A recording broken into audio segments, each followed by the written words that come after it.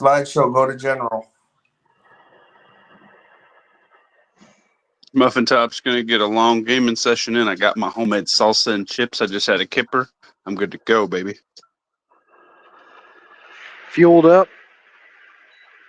Yep, goons out.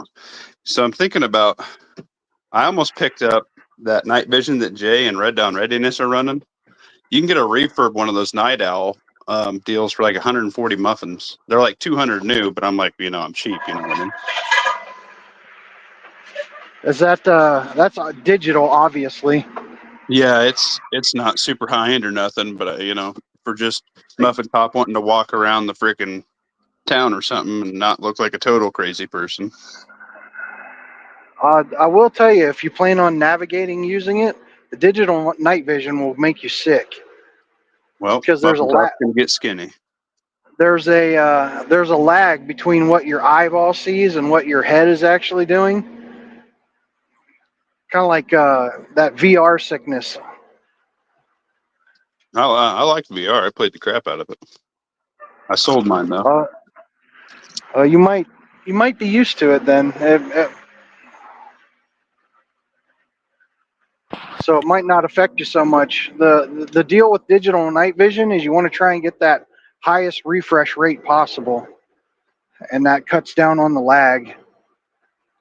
But for 140 muffins, I mean, you can't really beat that. That's what I thought, just to have something. Does it do like a 1x, or is it a minimum of 3x?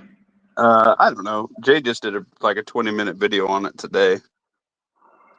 I didn't get a certain thing, and then it has an IR enhancing beam on it, built into the headset. And it comes with the straps, which everybody who says they run the straps say they suck, but I don't want to buy a Team Wendy helmet or some crazy crap to run $200 night vision, Yeah, you can definitely go to an airsoft kind of store and buy just a cheap knockoff.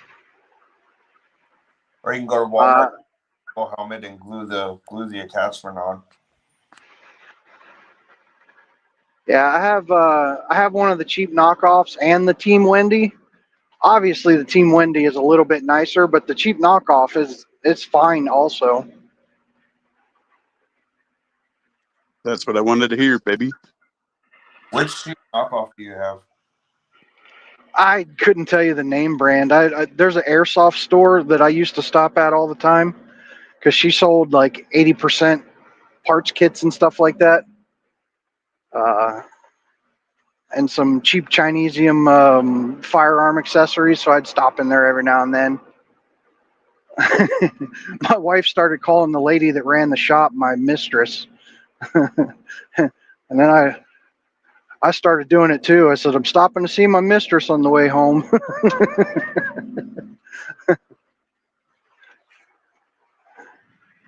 But I got it from her store. It's just whatever the Chinesium that most of those places sell. And it's just the padding. The padding inside the Team Wendy helmet is much, much nicer. But like I said, the cheaper knockoff, I want to say I paid $40 for it or something. Oh, damn, that's cheap. It was, it's sufficient. I'm not taking it to war. Right. If not, pick one, go for 5 times that amount. Something I was looking at building a roll next, and then get a hold of a couple of them. That could be one to leave in a car or something. If I was out of town for a while, I wouldn't mind walking off, opposed to a PBS 14.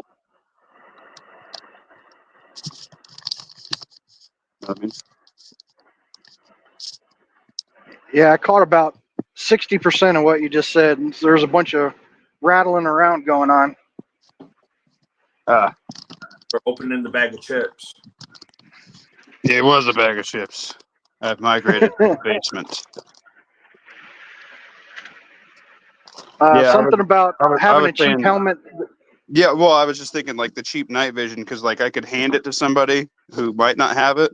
So the theory behind it would be, if I was just held up with just those two things, plus I have a little handheld digital nighttime I can't figure out where the fuck I put it. I think I have it in an EMP bag at one of my stash locations.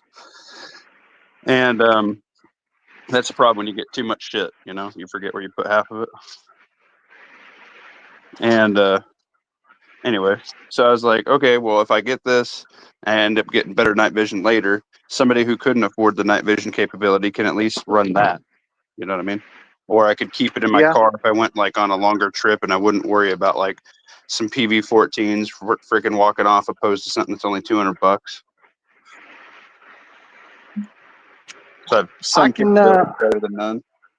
I can get down with that. Yeah. I can get down with that. Justin B, Just you a was quick my hit, homie. I was Kent. messaging you all day today. I was bored at work. Yeah, and then that's what I got mine for multitasking though. I got hit with 240 European, and I was like, I got to put the phone down.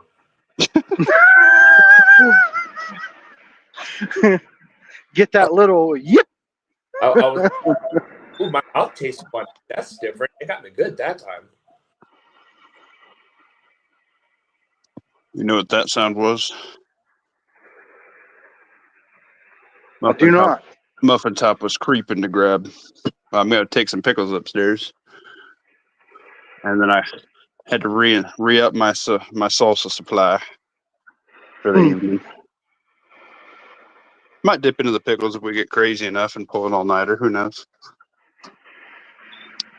Dude, I'm telling you, since you turned me on to soaking the celery juice, my life has never been the same. Bro, they're so freaking good. Don't even play. And like, yeah, like the juice just never goes away either. Like, it's awesome. It helps you cut calories, bro, because like it's like negative calories. It's just still delicious. So like, why not? I'm supposed to be going to go look at a GoPro tomorrow. A used one, so I can, while I'm on vacation, I can do some planting videos and stuff like that. Nice. Going to look at a what? GoPro. Oh, a GoPro. I thought you said a boat. I was like, we need to discuss this because that is a bad decision. That is a bad decision. I've already got one of those fucking pieces of shit.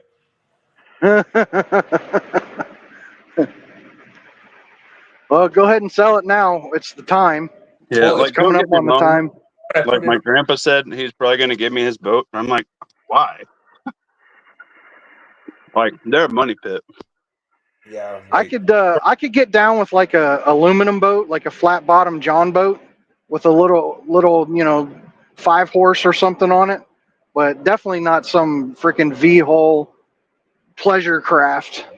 Yeah, that's going to be a serious money pit. Mine is just, Yeah, it's a 28-footer. It's not. It's a money pit. Mine is just one of those saltwater fiberglass boats. So it's just motor and boat. Don't make hole. What do you think of those all aluminum little pontoon buoy boats?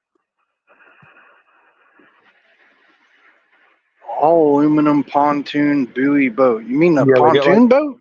Yeah, it's like a little pontoon boat that you put like a trolling motor on, like a 10-horse. Oh, yeah, I know what you're talking about. So like it's just like a little pontoons or buoys.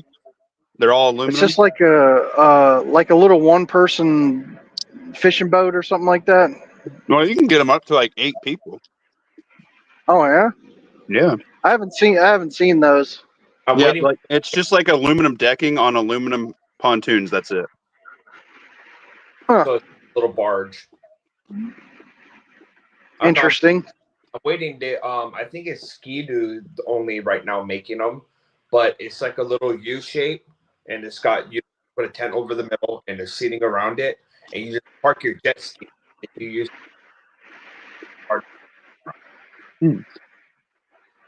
But they still want like 20 grand for that. Just my god! So try does that come with a try cigarette? moving. No. Try moving your phone or whatever a little bit closer to your face. I think you're kind of clipping out a little bit. Me? For me, no, Justin. Oh, is that better? That is way better. Yeah. So, but the Sea-Doo is still kind of, that concept is still pretty new. So the U-shaped part is still like 15 or 20 grand.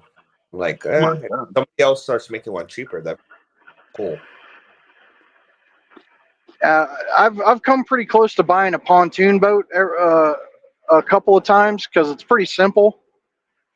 I mean, it's all aluminum except for the decking. So the worst case scenario is you have to do a little bit of, marine grade plywood decking redone.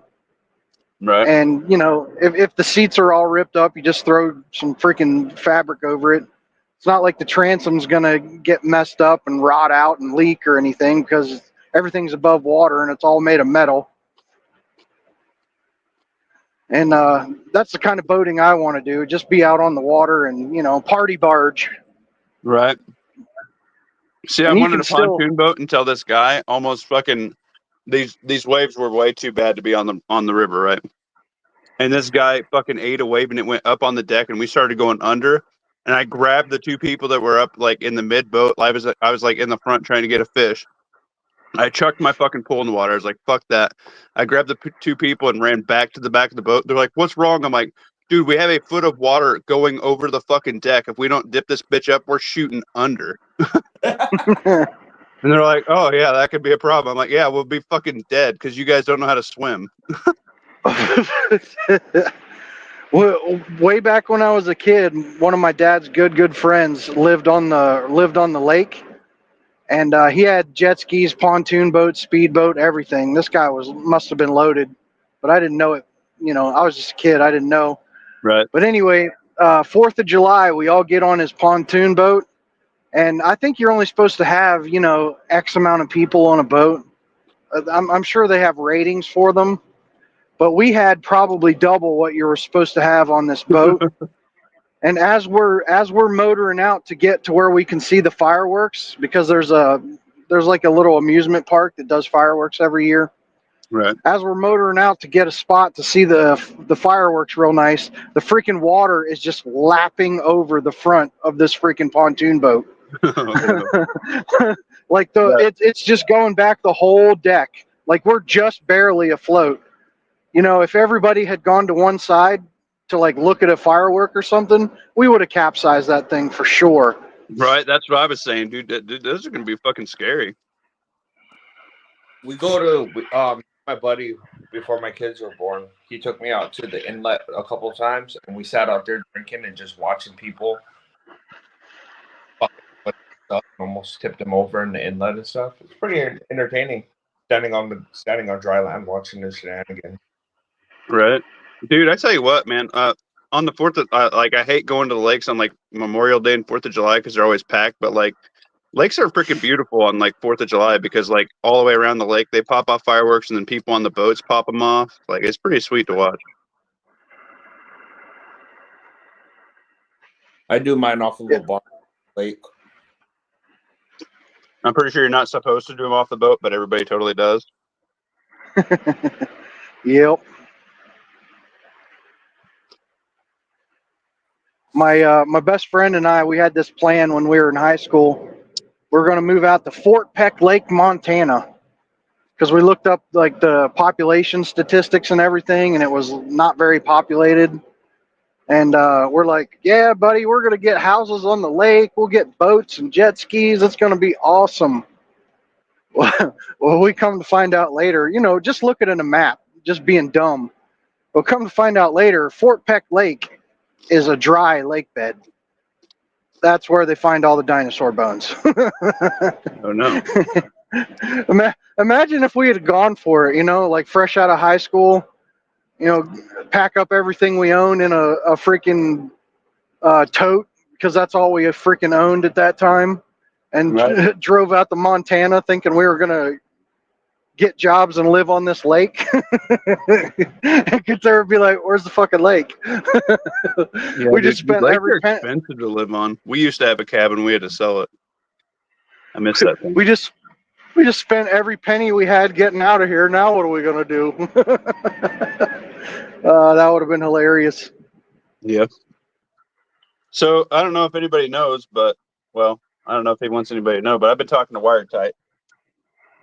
He's doing good. If anybody wants to know, nothing bad, all good. Yeah, I was just thinking about him like 2 days ago. Like he I know. doesn't seem to be putting much out. Yeah, it's good stuff. He's taking personal time. Yeah, He's, just busy living life. That's all right, as long as nothing bad's going on. I know. I felt bad because like he almost seemed like a little bit depressed, the last couple times I talked to him. So I've been messaging him, keeping up with him. He's doing good.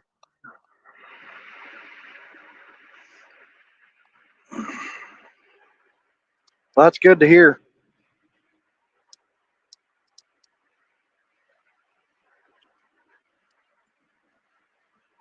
So I kind of had a sort of a plan when I started this tonight. As I was scrolling through Reddit right before I came to work, and over the past couple days, I've answered like 3 people asking the same question, and that's about carrying around in the chamber or an empty chamber. Well, And I have a very, very strict opinion on that, but go ahead. And the last guy was also talking about carrying like in a fanny pack as opposed to in the waistband. Mhm. So I thought maybe a quick little discussion about that might give us a little something to talk about. So I'll go last. Muffin Top, what are you thinking? Okay. I can understand the time and the reasoning to have a fanny pack, as Muffin Top has used it when I've been exercising. But here's the deal. There is absolutely no way in hell would I ever not carry around in the chamber. It's just that simple. I think a dead gun's a useless gun. Well, because I didn't start carrying until about COVID time, and so when I first started deciding that I'm going to carry every day for about a week, because I carried a Glock, I didn't carry with a round in the chamber. Then I started realizing that the trigger never got pressed or anything like that, and I got more comfortable with it. It only took about a week that I started carrying with the round. Right. My wife Because did realize it wasn't that big of a deal. Yeah, my wife did the same thing, except she probably carried without a round in the chamber for like a month. And if I didn't have a holster, maybe I could see if I didn't have a holster, maybe. Like if you were just tucking it in your waistband and you were broke as fuck and you were learning, maybe. But at that point, what the fuck are you doing, right? Yeah, if you got a safety though, no big deal. Well, mechanical things fail, and I've seen safeties. I've seen safeties Sig fail. is a prime example. But yeah. Go ahead, keep going. No, that's just my take, man. I think that if you're not comfortable enough to carry, then don't carry. You know what I mean? Like if it's going to be your home defense gun, let it be that. If it's going to be something you're going to actually carry every day, let it be that. Don't make it in between. And that's a process for some people, and it's not a popular opinion what I just said, but I mean, you're either going to carry it or you're not. There's no in between. You're not. If you're jumping off a diving board, you're getting wet. Okay, you're not going to stay dry. You're not jumping in with your phone in your pocket and your keys and all that. You're like, do it all the way, do it the right way, or don't. You know what I mean? Yeah, I agree with both of you. Kind of, I see it, Muffin. I see it your way as to doing it right the first time to start with, and I also see if someone has a little bit of reservation about carrying with one in the chamber, to carry with one not in the chamber for the first initial time. Sure. And checking it at the end of the day and making sure you don't have a dead trigger. Where at minimum, I do not condone any soft holster whatsoever. Not leather, not soft, no soft holster anytime ever, always. I agree with At that. bare And I know, at like, bare minimum, hard right, plastic or Kydex covering right. the trigger guard. And they're cheap enough, man. Like, Yeah. I understand, like, people, especially you get a little bit older people, they're like, oh, it's for the comfort. And I'm like, no, it's because you haven't had a good Kydex holster is the problem.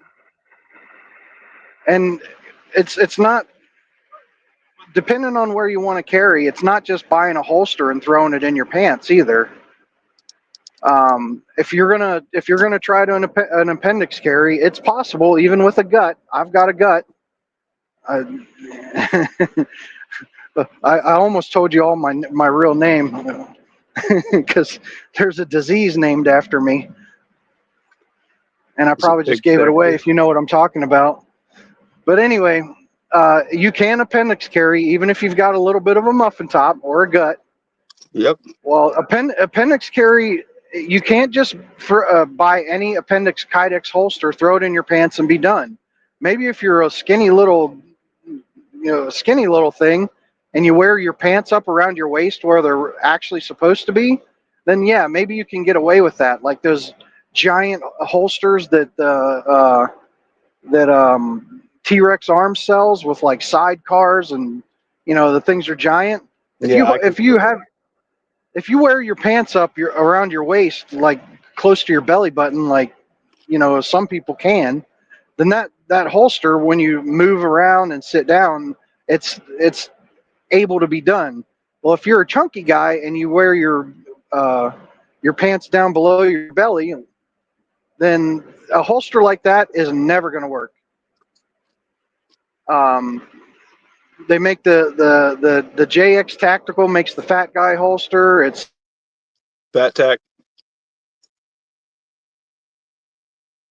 Fat Tac makes a fat guy holster. I got mine in the mail.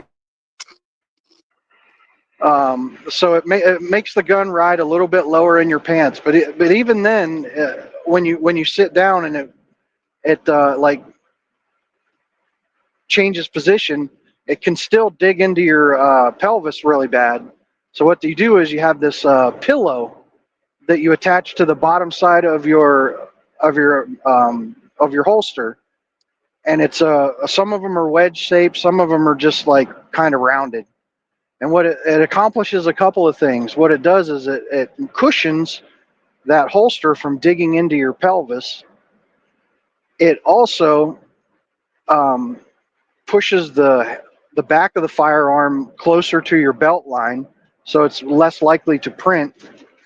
And it also angles the muzzle away from your body to the best of its ability. When you're sitting down, there's just nothing that's going to save you from that. But when you're standing, walking, whatever, that pillow pushes that muzzle away from your body. So if anything, like if you're reholstering and some of your clothing gets caught, or you start going in completely sideways, and if somehow you're able to pull that trigger trying to reholster, then, and if you're doing it correctly and that pillow is pushing the holster away, hopefully if you had a negligent discharge, it wouldn't touch you. Well, pushing And pushing it away from your body also helps with your draw stroke too.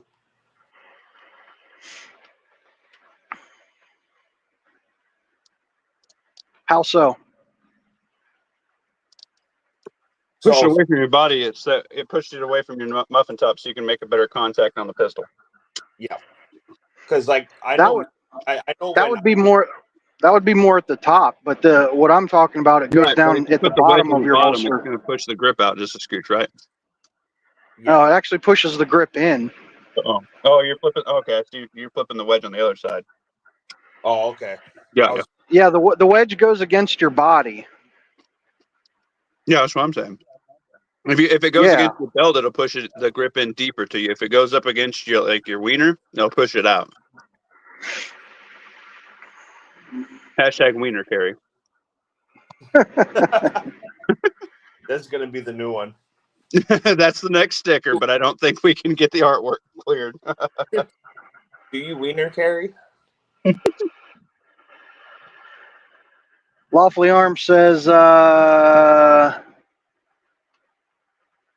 Pat's name is Cushing. Cushing. I have no idea what that is. I don't either. Never heard it. Never heard of that. No, but I have a funny story to tell you offline, You're gonna Pat. have to adapt your clothes size and style. At the end of the day, a gun is supposed to be comforting, not comfortable. It is possible to make it comfortable. Yeah, dude, Then honestly, I carry at like 3 o'clock, 4 o'clock every day, and I really don't mind carrying a gun. It doesn't bug me. I can run. I know Muffin Top doesn't run a lot, but I can run after my kid. I can do jumps in the park. I can lay down in the gravel with my kid looking at rocks and get back up just fine. I can do push-ups with it. I can sit in my office chair all day if they allow me to carry. Like, I have it on me right now. I'm sitting here playing video games, talking on a phone. It doesn't bug me to have in my waistband 24/7. If your gun bugs you, that means you have the wrong holster. It's just that simple. You haven't found the carry style and the holster style that works for you yet. That's it. It's not a big deal. You know what I mean?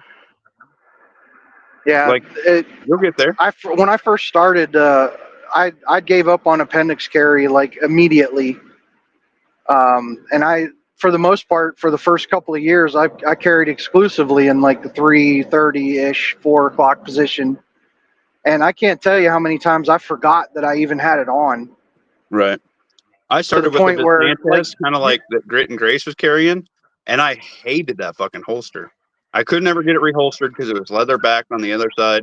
I felt like a fat ass in it. I could never get it just right. And then how I ended up carrying it that would be the most comfortable, if I'd bend over, the grip would poke out because I was carrying more at like 6 o'clock, like pretty close to like 5:36, somewhere in there.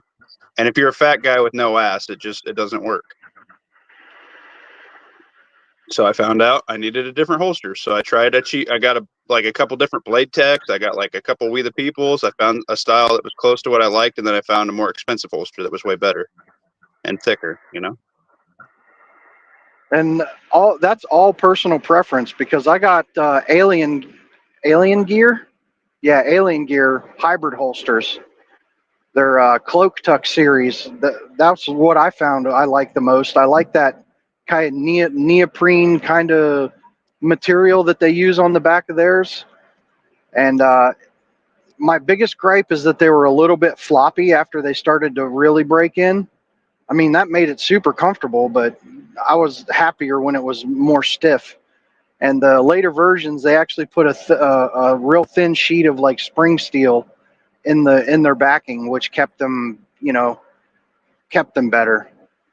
And that's a Kydex shell on a soft backing, and that was my preferred carry. My very first holster was one of those alien You holsters, guys are loaded. but it was I don't know, I didn't like it. Yeah, what I recommend to everybody is that's new to it and you just don't know what you're going to go for yet. Invest $100 into the Alien Gear Shapeshift starter pack. Because you can find what works for you. Yeah, the Shapeshift is a paddle holster that you can wear on the outside of your belt. It's an appendix carry holster that you can wear appendix. You can also wear that in the 3 o'clock position if it floats your boat, but it's also a hybrid holster. It's really hard for me to get off a duty side carry. It's the quickest draw I have. It's the most confident draw I have. Duty side carry for me. If you've ever wore a duty belt to make money, and you actually have to train with it for like qualifying and stuff, it's really hard to get off duty side draw. For me, I could just be retarded. I don't know. The fastest draw, but that's unless it's winter time. It's kind of hard to conceal on the outside of your belt on your side at like perfectly 3 o'clock. I do it every day. Yeah, for some people it's a little easier than others. Yeah, I got a muffin top. I can hide everything. And if you're wearing like a nice oversized shirt, but if you wear form-fitting clothing whatsoever, it's going to stick out like a sore thumb. Yeah, I don't. Like the nicest I wear is like a button-up pearl snap or something. But even then, it's fine because like my 300 parallel, that little the area that I have from the gut drop that the garment just basically doesn't touch. I can hide anything I want in there. I hide fixed Yeah. blade knives. I hide reloads horizontally. I hide flashlights. I hide tourniquets. You know what I mean?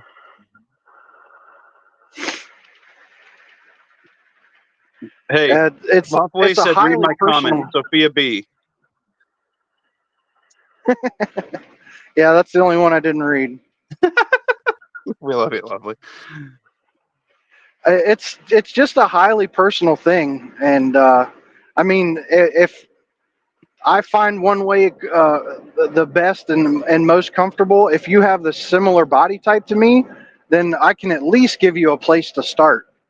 Right. Like I was okay with that neoprene backing on those alien gears, but when it was hot as balls, like you were sweating underneath of that thing hardcore.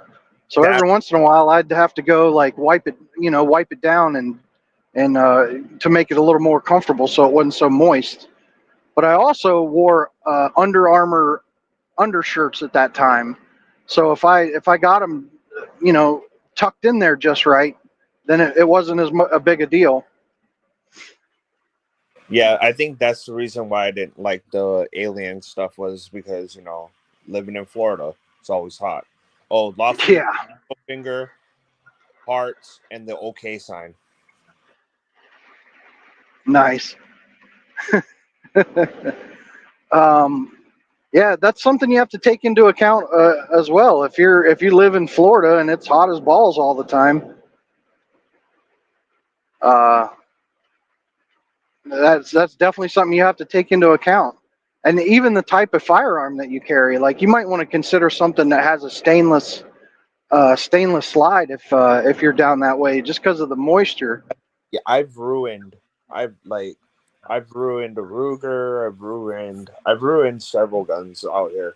Just like getting caught in rainstorms twice a week and stuff like that. Like they just rust out. Yeah, I feel like you probably want to oil the shit out of your gun. Oh, and that was with it oiled, like gross oiled.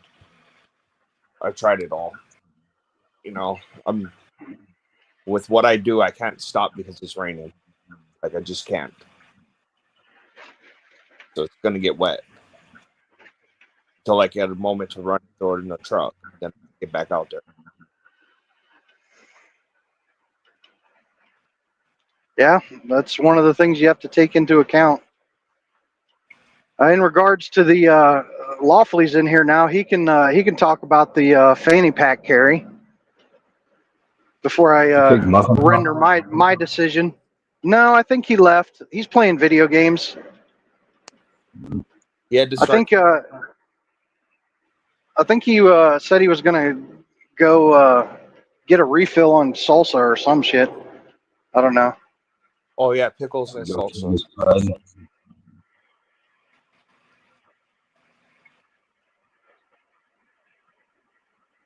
I'm liking the fanny pack so far.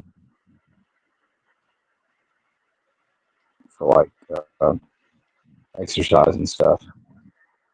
But you have a Kydex holster that is specifically just kind of Yeah, it's sit in not a there and soft bounce one. around. Yeah, it's a Kydex holster that I stuck the Velcro backer on. That's It's the way almost to like do it. somebody made a video on that.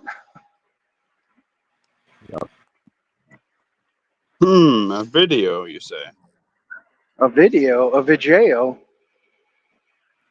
Hey Muffin, Well, those pickles, yeah. do you make them for like the probiotic way, or do you do it the regular way? Hold on, you're coming in real low for me, man. Oh, how do you do your pickles? I just follow whatever is on the back of the pickle package, but I just use peppercorns and I use dill, and then I use pickling salt, which gives it the really good crunch. I just make kosher pickles, and then I use like the Miss Vicky's pickle brine. Oh, okay. I put all that in there with a couple cloves of garlic. Or if I want to make them spicy, I'll put some red pepper flake and some jalapenos in with it. They're pretty good. I made a You ever just They take off pretty well. It's pretty hard to fuck up pickles. I made a few jars of the kind that you make and then you just set out on the counter, the ones that are supposed to have the probiotics Yep. or whatever. Yeah, I made a few jars of that. Yeah. Pickles, Those. freaking! You can make overnight pickles in the fridge. You can make countertop pickles. You can make water bath pickles. So you can make all kinds. If you put ranch powder in them, they're pretty good. Ranch? Yeah, ranch powder, like the seasoning. Um, That's pretty good. okay. you ever just recycle your store bought stuff? Yep. Just like throw some cucumbers in the old pickle juice. Yeah, they don't work as good. It's kind of like the overnight method, but if you just throw celery in them, they work pretty bomb. Yeah, they do. Yeah, I haven't tried that yet. I got an almost empty pickle jar at home. I'm gonna throw a bunch in there when it's actually empty. Dude, I haven't even waited for pepperoncinis to be gone, and I just shoved freaking more celery into it. Right? I have Yeah. like pepperoncinis left in. Yeah.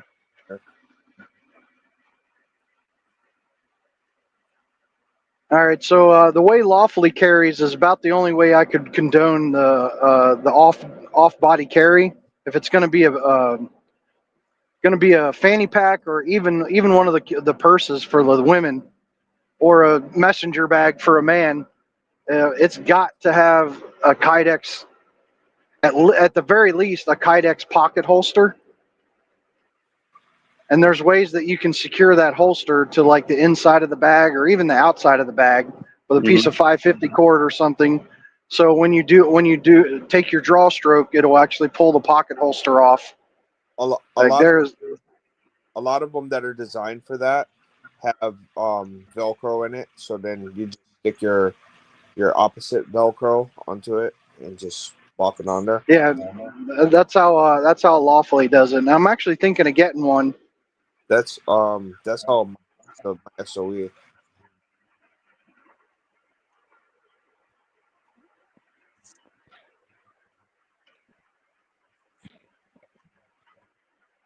But also, I even if like a regular fanny pack just happens to have some Velcro or some way to attach your firearm on the inside, I still feel like you need one of the purpose-built fanny packs because they have. I guess you could do it yourself, like just put a much larger zipper pull on the zipper. But I don't know those smaller zippers. Even if you put a giant zipper pull on it, like if you get into a situation where you're like doing an emergency panic draw, and you yank on that thing, I have a feeling that zipper pull is just going to pull right off, or the tab of the zipper is probably just going to pull right off, because most of them aren't made of anything substantial. They're just like Chinese pot metal kind of. Well, that's why I like mine. The zipper that they use is like the heaviest grade XYY zipper that they period. That's on mine, allegedly. YKK. Yeah, they're made of like brass, right? Or is it like? But it is, but like all their gear has that. If that has zippers, and like it's not gonna bind, and you're not fucking that thing up. You're just not. Like, it's got really good quality control on zipper. And pretty much just like any piece of equipment, I think the training is going to be the key to all of it. I mean, you can make pretty much any way to carry work for you. I mean, it obviously works for other people, or they wouldn't exist in the market. So, on the weekends when I'm actually able to carry, I normally do a couple dry fire, like 10 to 20 at least, from concealment. First of all, just to get my dry fire practice in, and secondly, just to make sure what I'm wearing isn't going to somehow interfere with my draw stroke or make it excessively difficult to get reholstered. So I don't know if anybody has any kind of routine like that, but I've seen some videos of some guys on YouTube with the off-body bags that can get the suckers open quick. So, you know, I mean, if you practice and you train, I don't see a problem. everyone, it seems like the industry's got everyone's moving towards this standard of a sub 2 second draw. Some people are even going down like they want you to be at least a 1.5 second draw. And I mean, that's feasible if you're like a skinny appendix carrier, I think. But that's going to take some considerable work to get there if you're like a 3 o'clock position guy, or if you're carrying in some sort of bag. It's going to take some serious work to get it under down to a 1.5 seconds. But a lot of that also is your follow up after that. Like once you're done clearing your garments or your bag, at defensive distances, a lot of people, like I fell into it, and I still do it sometimes. Why I kind of hunt for my sights more than I should. 5 to 7 yards. I think it's probably a point shoot at that moment. Like you're not finding your sights. No, you're not. I mean, I wouldn't be. It depends. Depends on the situation. I feel like if you're frontal with it, probably not. But if you're like by witness to it, and you can come up behind somebody, or something like that, maybe. I've seen. I've heard eyewitness accounts. You're a little bit muffled. Do you want to say that one again? I said, if you can get to full extension of your arms, you should get on the sights. Right. You should be acquiring sights before you present all the way.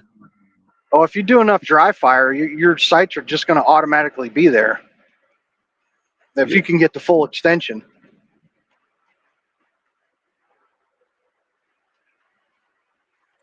And I just think that there is no shortcut to that. It just comes with time and reps. That's why people that, cops and stuff, they get a lot of, well, if they actually train, they get a lot of the instinctual point shoot because they draw so much from hard side carry, right? Like Safari Land holster draw. Or just a dude who practices a lot. Like whatever your draw is going to be, if you haven't changed where your holster's at for a decade, your draw is probably pretty sound. Yeah. And anytime you make changes, you have to include that into your regiment and get back on it hard again if you've started slacking because your draw is so good. Because I've noticed the difference between the frames of my 43Xs. My older frame has that magwell on it, and the newer frame I haven't. I'm probably going to swap the magwell over, but I can see there's a difference when I draw and present. There's a difference where my dot lands because of that magwell, because the grip is short and your pinky kind of on your pinky is a, I think your pink. Go ahead. I think your pinky is a little bit farther forward than it normally would be without the magwell. So that kind of messes with your muscle memory a little bit. I think you're just used to carrying your SIG over a Glock, and you get your grip angle off a little bit. I mean, that could be true. I definitely have more dry fire reps with my Glocks than I do with the SIG, because the SIG I don't have anything cool to dry fire with. It's just you got to rack it every time. Right. So I haven't done as much as I probably should have to even be carrying the SIG, to be honest. But I've got thousands of reps with my Glocks. Right. But at 5 yards, even if I drew the SIG and my muscle memory went back to Glock, I'd probably still be scoring the hits.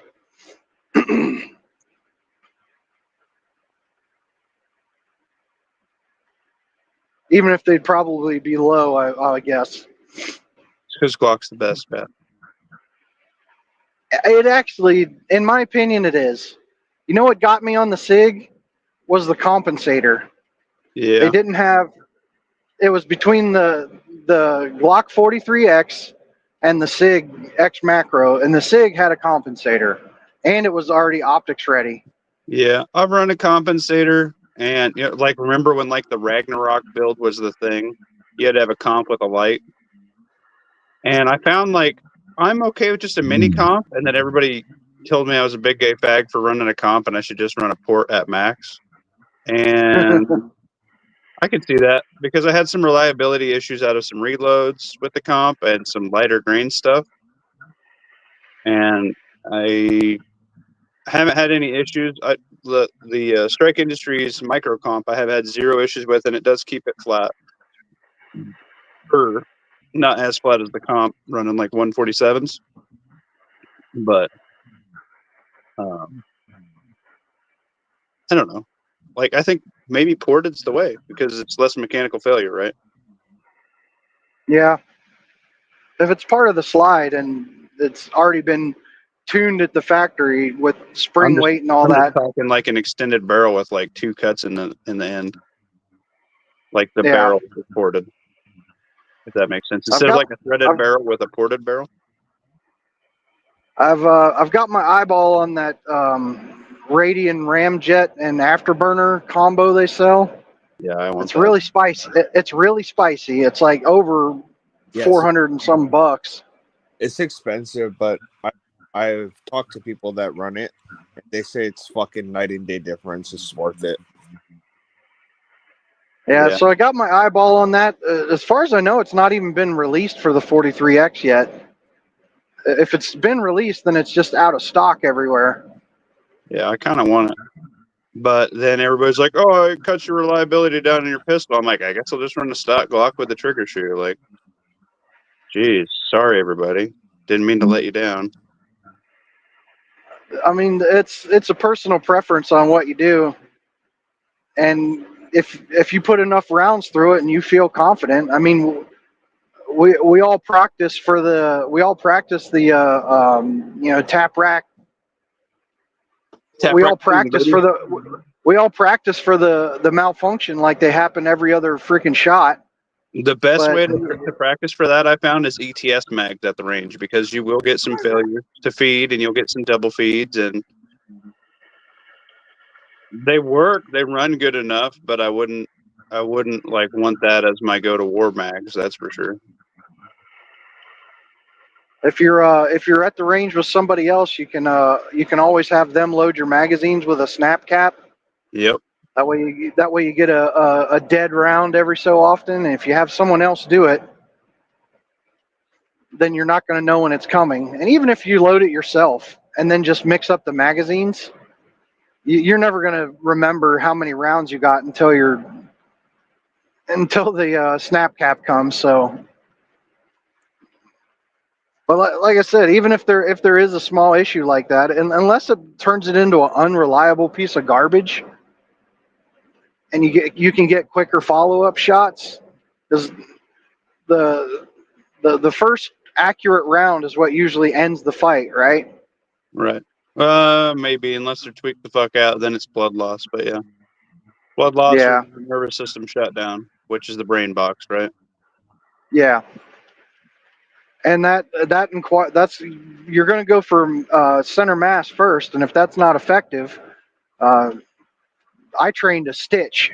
A little bit higher with every shot to work your way up to the tee box. And that with a compensator on there, you're going to have much quicker follow-up shots. Hey Pat, that the Radiant, the Ramjet and Magwell are supposed to be released for the 43X in April. Ooh.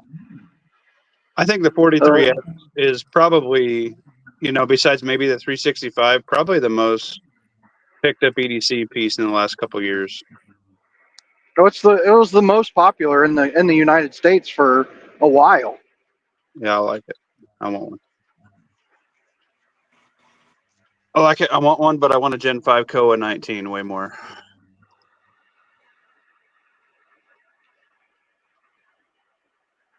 Yeah, I think if I had my druthers, if I was going to pick between the two, I probably would have gone with the 19. But my wife chose for me, so I'm going to go with what I got. I'm going to pick up some more S15 mags. The PSA ones? The PSA, last time I tried to buy the PSA mags, they were They're in stock right now. impossible to Hard get. to pick them up. Oh, yeah? Yep. I'll have to look into them. Yeah, I pick them up when they get like the 10 packs on sale. That's when I pick them up. I'm gonna grab some more mags for it, run through them, make sure they're all reliable enough to trust, and I'm gonna try to make this 43X my everything pistol, concealed carry, combat, air quote combat. I've looked up outside the waistband like a holster for it, so I could carry it like 3 o'clock position for my quote unquote air quote combat loadout. Hey, man. Why not? I will say this: those PSA mags for the 43X or the micro, whatever, that last round is a bitch. What do you mean? Oh, the last round to put in the. Bitch. I use what's called a Maglula or Uplula or something like that. I love those things so much. I got a pink one so it doesn't walk away. Yeah. I've had a black one walk out on me. There's something to be said for the pinks. Oh, that reminds me, Muffin. Check your affiliate link. See if you got credit for an order. Yeah. I did see I got one, but I think that was Jay on my live stream. Ah, holy crap! There's somebody new in my chat saying hello. Ethan Dunlap. Oh, hello. Fuck it. That's my son. You didn't have to. I don't care. I don't care if you guys know my name. Whatever. I let you see my face. When I got your phone number, you came up on my Facebook, so I was wondering if I came up for yours. I don't know about Facebook, but it said your name on when you called me. Oh, great. Just like the first letter of your first name and your last name. But I don't care. Thanks a lot, internet, for doxing me, you phone calling dick. Anyway, I was creeping on your Facebook the other day, and I was like, "Oh, hey, this guy's cool." So yeah, there's my son, Ethan Dunlap. Now I can finish the joke from earlier. I have the Dunlap disease. I don't know if you guys ever heard of that before. Your belly Dunlapped over your belt. Oh, that was wonderful growing up a chubby kid. It's my spirit animal, bro.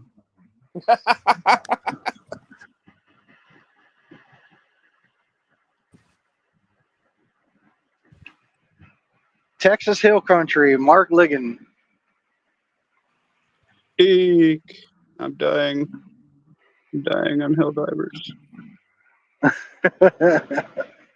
Oh, I thought you were going to stick with Legion for Mark. You have to text me your details on. I guess you get it through Steam, right? Is that the only place to really get it through for computer? Yeah. The only place. Because my son, that's what he does pretty much 24/7 is be on the computer. So if you give me your details, we'll be able to link up, and it's crazy. All three of us can probably play. Ready? I'm just, you know what? We're going to do this offline. I'm not as cool as you on the internet. I don't really feel like having everybody hit me up. Yeah, I'm not asking you to. Yeah. Looks like I got to get my son on all the Discords that I'm on. There you go. You better be prepping like your old man. He's doing a lot for you, kid. I don't know if you're older than me or not, but your dad has your family's best interest in heart if you don't know it. He's 22. Question He was mark? he was he was born in 2003, so that makes him yeah he's 22. Yeah. Right. I don't know about you, but I'm feeling 22. Thought you Yeah, radio. Outstanding. for the radio. Thought you don't listen to the radio. Well, she's had 14 boyfriends that broke her up and made her famous. I mean, somebody's got to hear about it.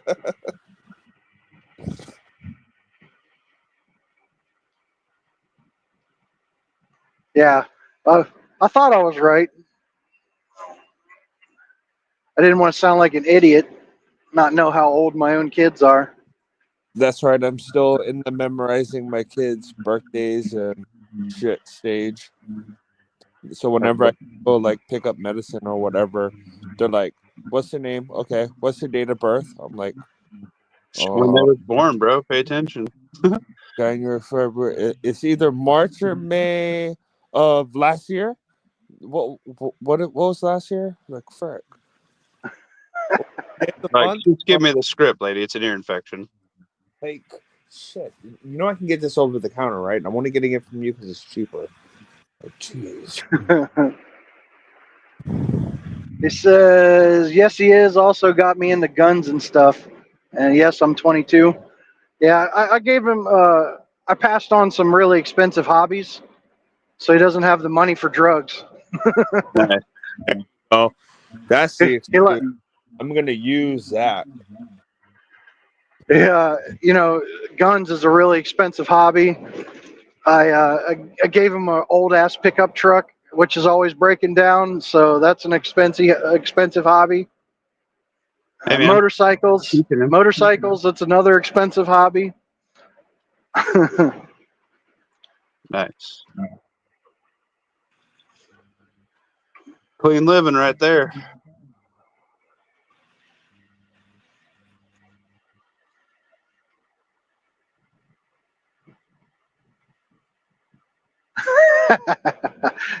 He said he was going to make the drug joke too. Nice. He's learning from his old man. Yep. Yeah, we got him his concealed carry permit when he turned 21. It's funny enough, he didn't go get it like immediately, like I thought he was. He waited a little while, just being too lazy to go in and fill out the paperwork. Go give a damn fingerprint and fill out the paperwork. Yeah. Dude, they took my freaking scrotum print, like my forearm print, and everything over here. I was like, really? It's Nebraska, guys. Calm down. There's like 4 people here. It's the chief of police doing it. Nah, it's state patrol. There's a bill in the, I think it's coming out of the Judiciary Committee in the next couple of days. They're trying for national reciprocity again. Yeah, there's some big channels covering it right now live. Like, I don't think we're going to get past the filibuster. Like, I never understood. Like, I know what the filibuster is. Like, you can force them not to come to a vote by just blustering. The senators have read children's books and just killing time, just trying to wear the other side down so it doesn't come to a vote. Or Yeah. some laws technically need 60 votes to pass, but certain things like budget only need a simple.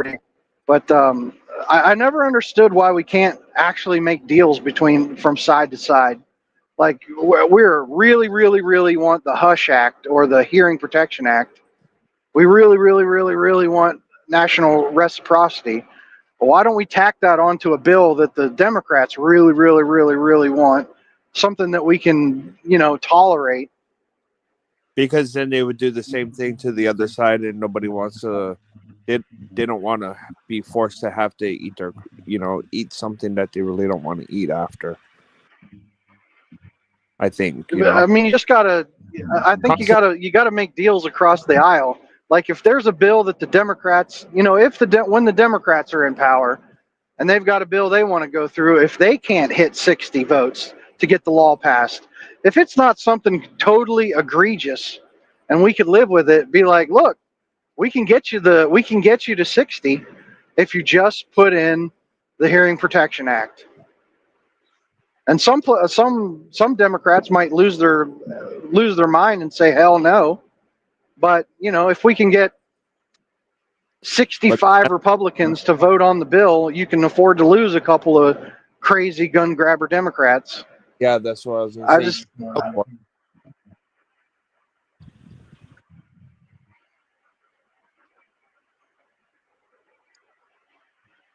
But everybody's just out for themselves. They don't even really care about the way laws are passed. I don't know if any of you ever saw the interview. Well, not interview, but Marjorie Taylor Greene was on Tim Pool long while back, and she was talking about when she was first elected, she had no idea how the Congress was run. Like when most bills get voted on and passed, it's not like there's 100 senators in the chamber all making a vote for this law to pass.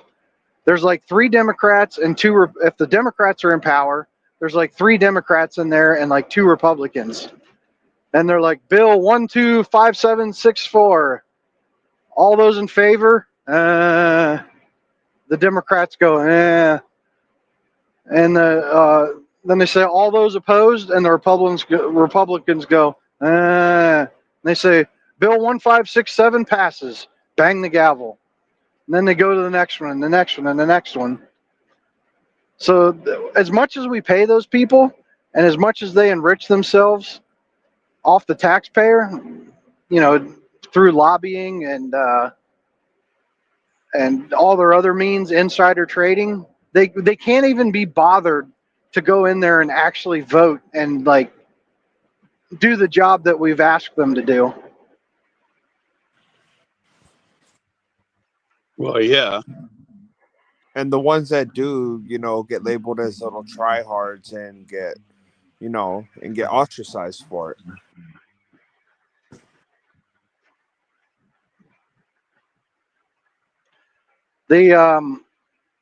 She was saying that there are like any of the senators, I believe, or they're allowed to call for like an actual voice vote. And what they have to do is they have to like stop everything. They have to try and get everybody together and have them come in and actually vote for that. And she was talking about how she was started doing that, like trying to do it to like every bill, and like even her own party came to her and is like, "What the fuck are you doing? Cut it out." And that's one of the reasons everyone like calls her crazy and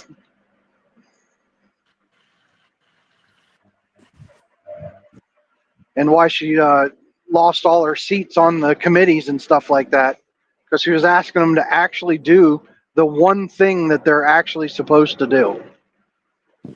We can't be having that, Pat. Yeah, exactly. God forbid you get out there and earn your living, right?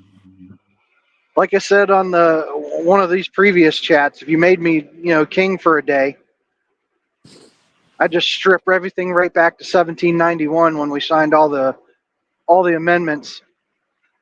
Or was it 73? I don't know. Yeah, it was something like that. You boys are sexy. You enjoy yourselves. All right, I'm out. Or was it 91? God, I can't remember. All right, have fun. I love you. Go kill bugs and automatons. I'm killing bots right now. Bugs and bots, baby. Bugs and bots. Deuces, yo. Yeah, be good. Yeah, Mark. I agree with you. I went through the same thing. That's funny.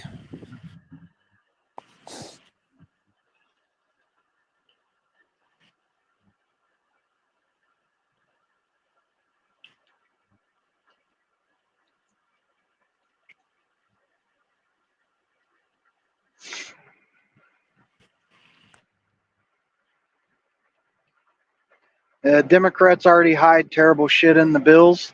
Yeah.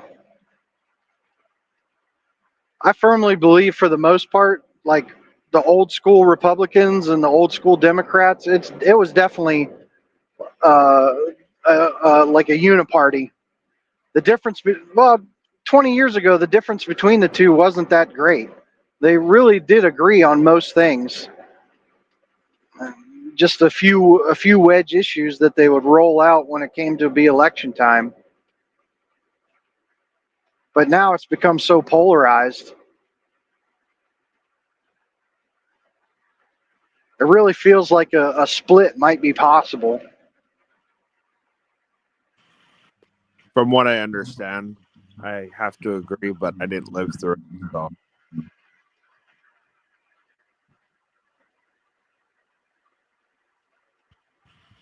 Yeah, I didn't pay attention to politics until, relatively recent. Uh, I made some trade and got my first firearm ever was a 16 gauge pump shotgun, an old ass shotgun, and like that just infected me, and I became obsessed with guns after that. Maybe obsessed isn't the right word, but I really, really enjoyed buying and shooting guns after that. And once you get onto that subject, politics inherently follows, yeah, apparently, because that's because exactly what happened. one one side wants to take them and the other side wants to take them. They just pretend that they don't.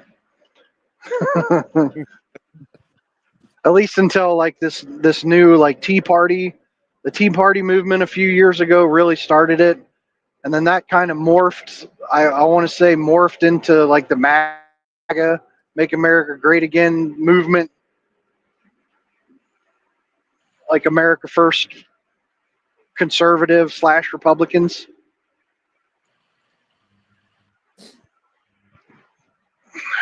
And I feel very enthusiastic.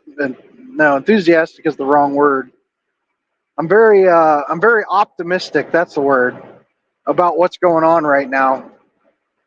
The top lawyer at the ATF is a gun rights advocate. So I really feel like we're going to see uh, the White House tweeted Dan Bongino, the staunch conservative that I think has the balls to actually go after people and hold government officials accountable and other people accountable that are firebombing and doing like domestic terrorism, real domestic terrorism. Uh, he went over to visit the ATF building for one reason or another, and the White House tweeted the Second Amendment.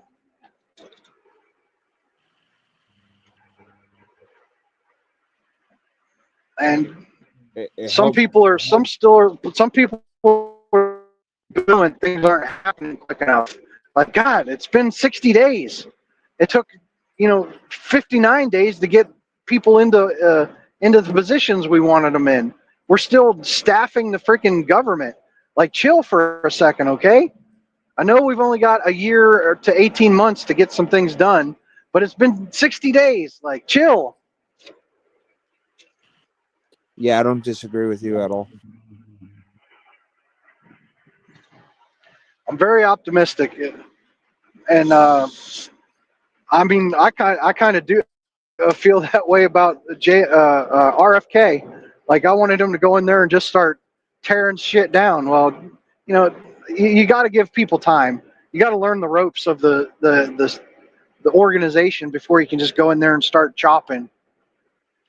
I don't know, or either that, or he got kind of afraid because I watched his what is it, like deposition or what? Confirmation. Yeah. Oh, deposition, stupid ass. Yeah, and and after watching that, like he just kind of didn't quite seem the same. Well, Like that, like from what little I didn't watch the whole thing, but from what little I did see, he was pretty consistent in what he said in the past. Because I've watched a bunch of interviews with him because I liked him. I said if we were going to get somebody that wasn't Donald Trump, that would probably be my second pick out of who was running for sure. So I was trying to pay attention to him, and he said in his interviews, like, I'm not completely anti-vax. Like, a lot of vaccines do a lot of good, and Yeah. a lot of his views I feel have been pretty consistent.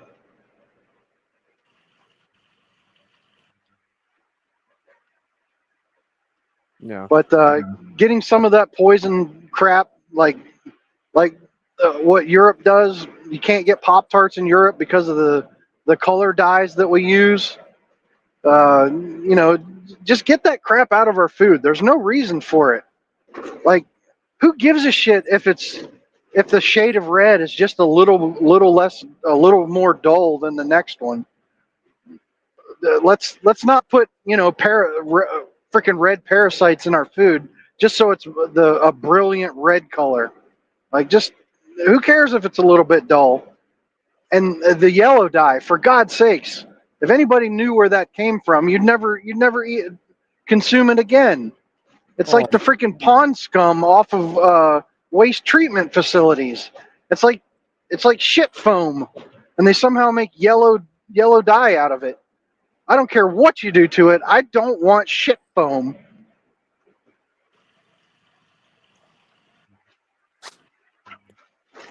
Oh man, is that yellow? Oh man, Yellow, like yellow number 5 or something like that. yeah. Yeah, it's in Mountain Dew. Don't freaking drink Mountain Dew. Shit. It's probably in freaking yellow M&Ms. Anything yellow. Is that I why? think it's yellow number 5. If you look up the like scientific name for it and figure out where it comes from, you never consume that stuff again. Well, that makes sense. That's why Mountain Dew tastes a little bit funny.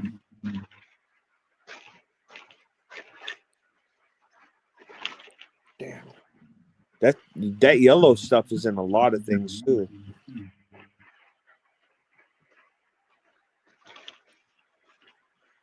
Grit and Grace says she had a daughter injured from that crap. Can you see the comments? I can't. Yeah. I'm bouncing around too much. Here, let me see. Oh yeah, they do. Oh, hands print. Then every 5 years.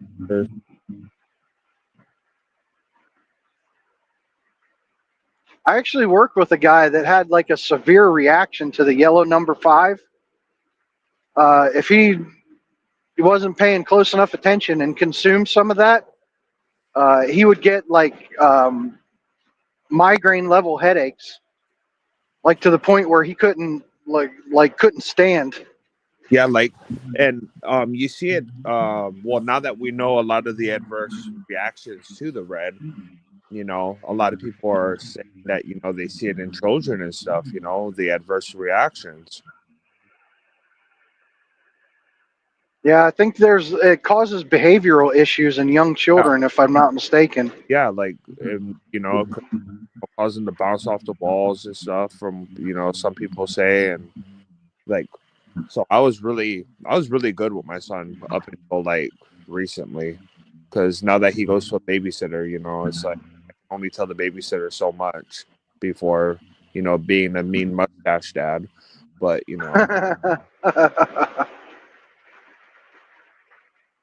yeah, that's tough.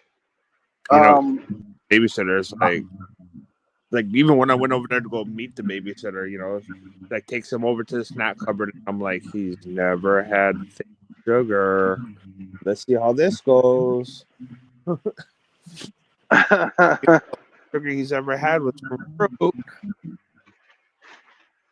No, we were fortunate enough. I made enough money when we were young that my wife was able to stay home for the most part until the kids got into school. Yeah. So we never had to deal with that. I've heard so many horror stories coming from daycares and babysitters. Well, our babysitter is really good too. Like she does like about 4 kids, four kids, some days 6 kids. But when the days that she has more kids is really not for very long. She walks them out to the bus stop and stuff. and then walks out to the bus stop and brings them over to her house until the parents come home. So it's not too bad. And she also gives all the parents access to her living room camera in her home. So, if she's on duty, we have access to her. That's clutch right there. That's amazing. And we all have the password and stuff. So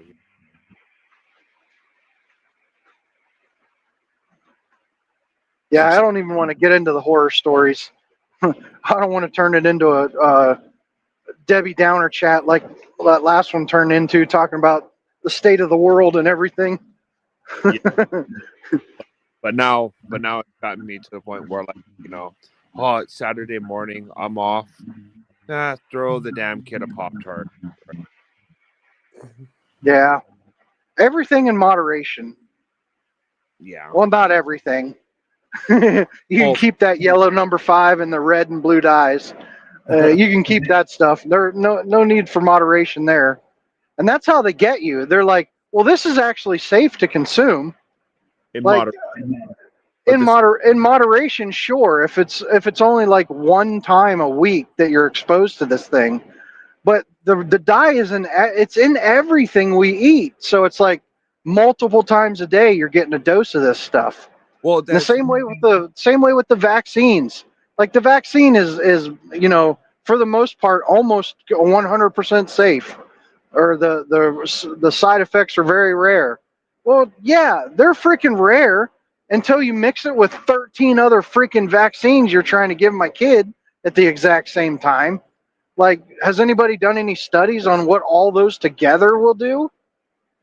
And if you look up what it takes to make a vaccine work, they put heavy metals in them to make it, somehow that makes it able to pierce the blood-brain barrier and get that stuff into your system. And the way they test it is,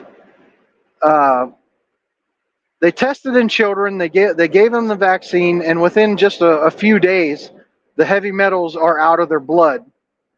Well, they can't test the blood that's in your brain, but they have done studies on animals where they give the animals the vaccine and they test the blood, and sure enough, a few days, there's no heavy metals left in the blood. But when they do, they check do an autopsy on the animal, they find that those heavy metals have moved into the brain and stay there.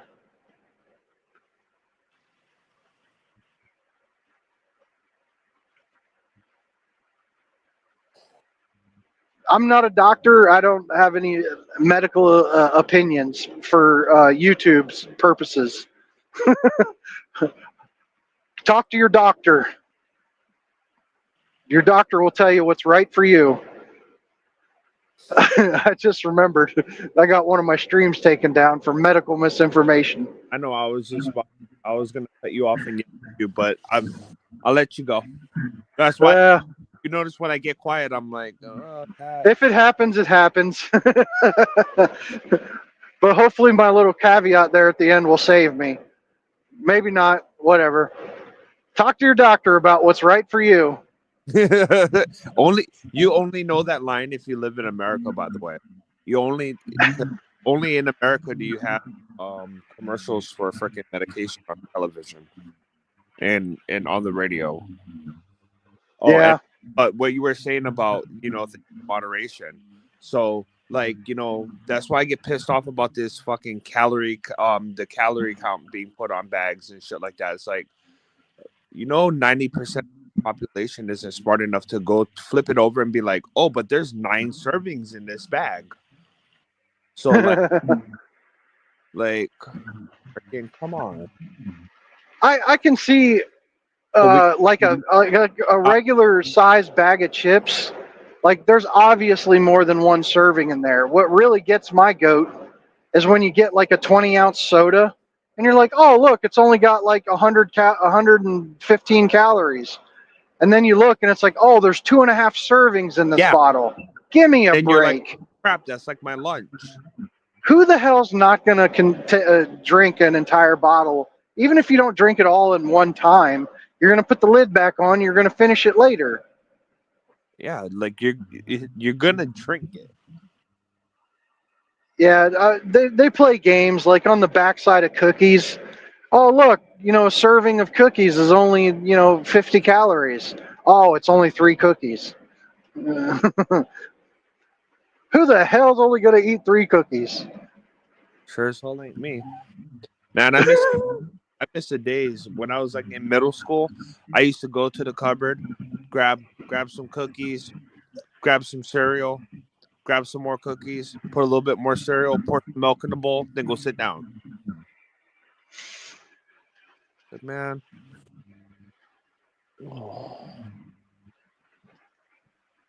it's too much walking. Not worth it.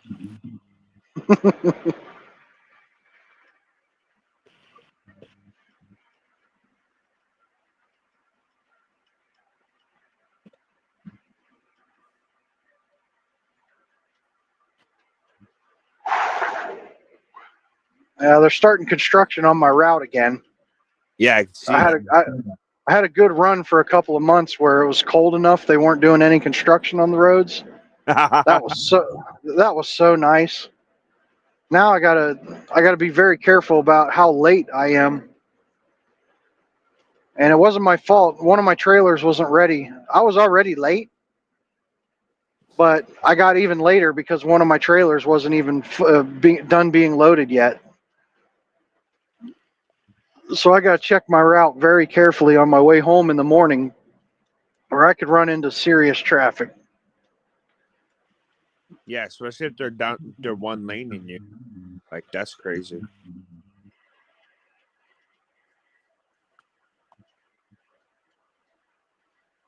I don't miss truck drivers, mumbling under their breath because their trailers weren't ready. It's like, dude, not my fault, bro.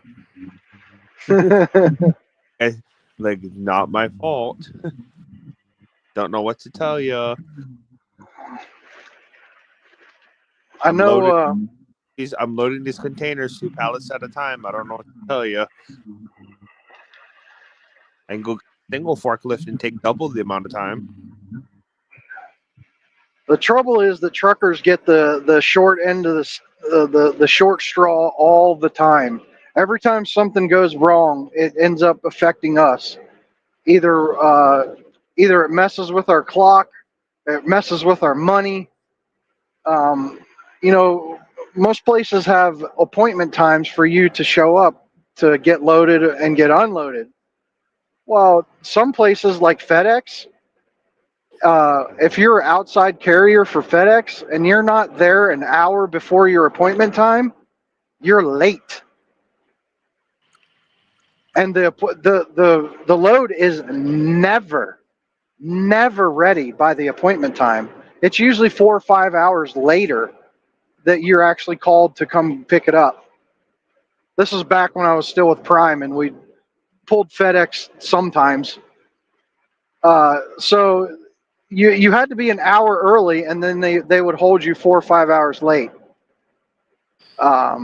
That's how the one out here is, and it's like there's signs, and there's always a trooper, that's always within a couple miles, and like that trooper, I've ended up talking to some guys that drive around there, and they're like, yeah, they know him by first name basis already. Like he just drives around looking for trucks that are like, yo, you can't be parked here, and giving them tickets and shit. It's like, dude, like they're getting like. They don't have a choice. They have to be here and they have to be ready, but there's nowhere for them to fucking park. And almost every place is kind of like that. You have an appointment time. I always tried to show up about an hour early. Some places, man, they would take you in right away, load you, and get you going. But that was rare. Usually, you show up an hour before your appointment. They don't actually call you to come get loaded for usually an hour or two after your appointment time. If they called you at all, they say they're going to call, and then some places just never do. And then a few hours later, you're like, "Hey, what's going on?" And they're like, "Oh, go to door 22." Like, really? And then you know, they would take hours to load you sometimes. So you're sitting on the dock. Yeah, that whole time you're sitting on a dock, burning up your time. You go off. I always went off duty when I was sitting at the dock. And if you're there for more than 2 hours, your clock actually pauses. But like that ain't right. Like if I know that I was going to be on a dock for hours upon hours, you know you could lay down and take a freaking nap. But if you don't know that you're going to be there for hours and hours, you sit there and you stay up. So it just makes the day so much longer. Like you're allowed to drive for 11 hours and you're allowed to be on duty for 14 hours. So that leaves an extra 3 hours of, you know, moving around and doing things. Well, if you're sitting on a dock for 5 hours and then you go drive for 11 more hours, it just makes it rough. And then you go to drop off your load and it's the exact same thing all over again. Show up an hour early for you show up, sometimes you can show up a day early for your drop off time. So you got to go find somewhere to park, and then you wait for a day, and then you show up an hour before your appointment, and then they don't even call you in for several hours after your appointment, and then they take several hours to unload you, and there's no compensation for any of that. The only money I make is when these wheels are turning. That's crazy.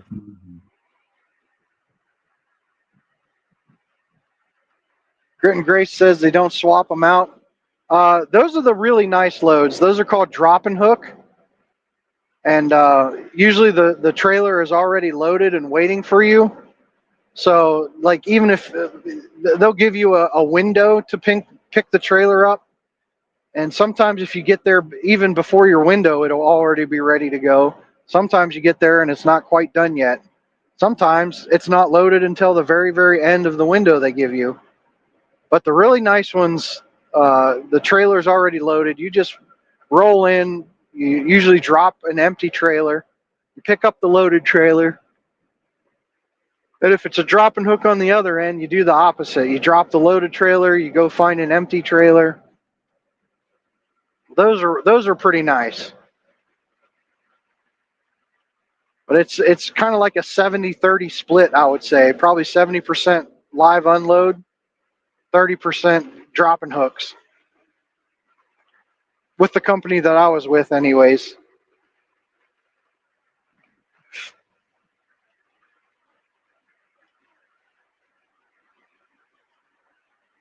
There was a really bad place out in California. It was actually for Walmart. Um, during training, we sat there for over 24 hours loaded, just waiting for paperwork before we could leave. My wife did her training at the exact same time as I did, just like 2 weeks later. They sat there for over 24 hours just to get their trailer, and then sat another 24 hours just waiting on paperwork. And that went on for a little while. Then the company got fed up and they started charging that place $1,000 a day in detention pay. So if you sat there for 24 hours, they had to give you $1,000. And they got straight pretty quick after that.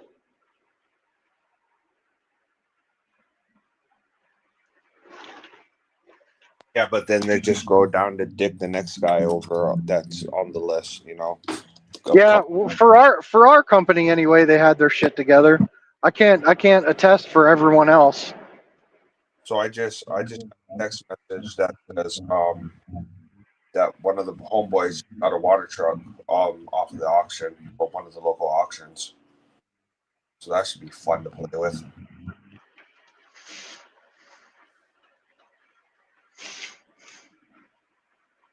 I don't know why I'm concerned about this construction. This is actually my last night on this run. I wasn't supposed to work tonight. I usually have Friday nights off. But they had someone call in, and the guy that usually does my run for Friday night had to go cover that one. So yesterday should have been my last time making this run, but tonight's my last time making this run. Next week, my wife and I go, and we're going to team drive. We're going to be going to Arizona and back once a week. So that's going to be a whole new experience. Not that I haven't already been on all those roads that I'm going to take to get out there, but I've learned this run over the past year.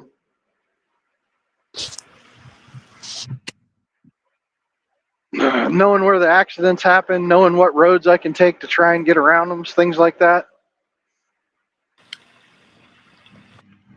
I won't miss it though. This new run is going to be regular 53-foot trailers. I won't have to hook up doubles anymore.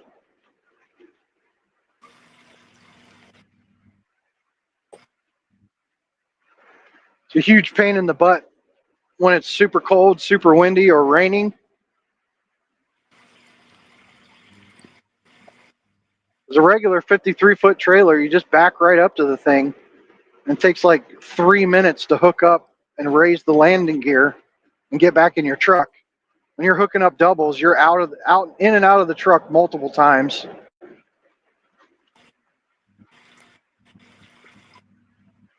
So I'm not going to miss that.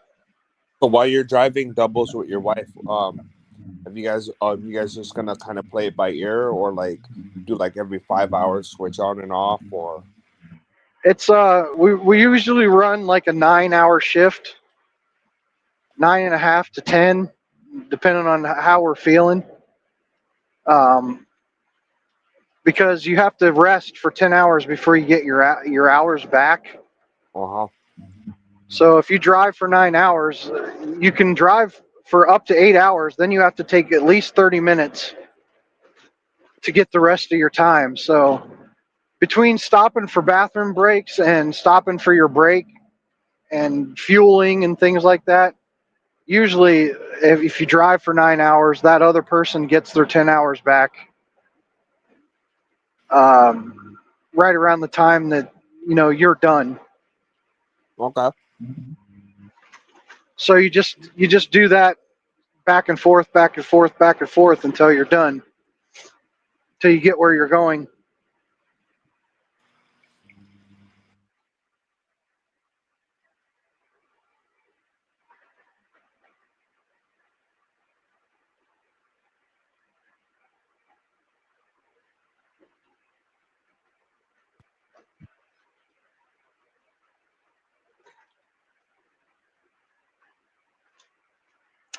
Actually, now that I'm thinking about it, traffic shouldn't be too bad because I usually only hit traffic in the mornings, and it's actually going to be Saturday, so there shouldn't be any commuter traffic.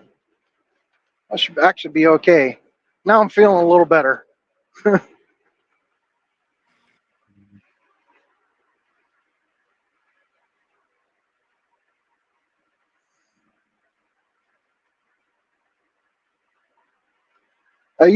I was talking to you about the lasers, right? Yeah. Uh-huh.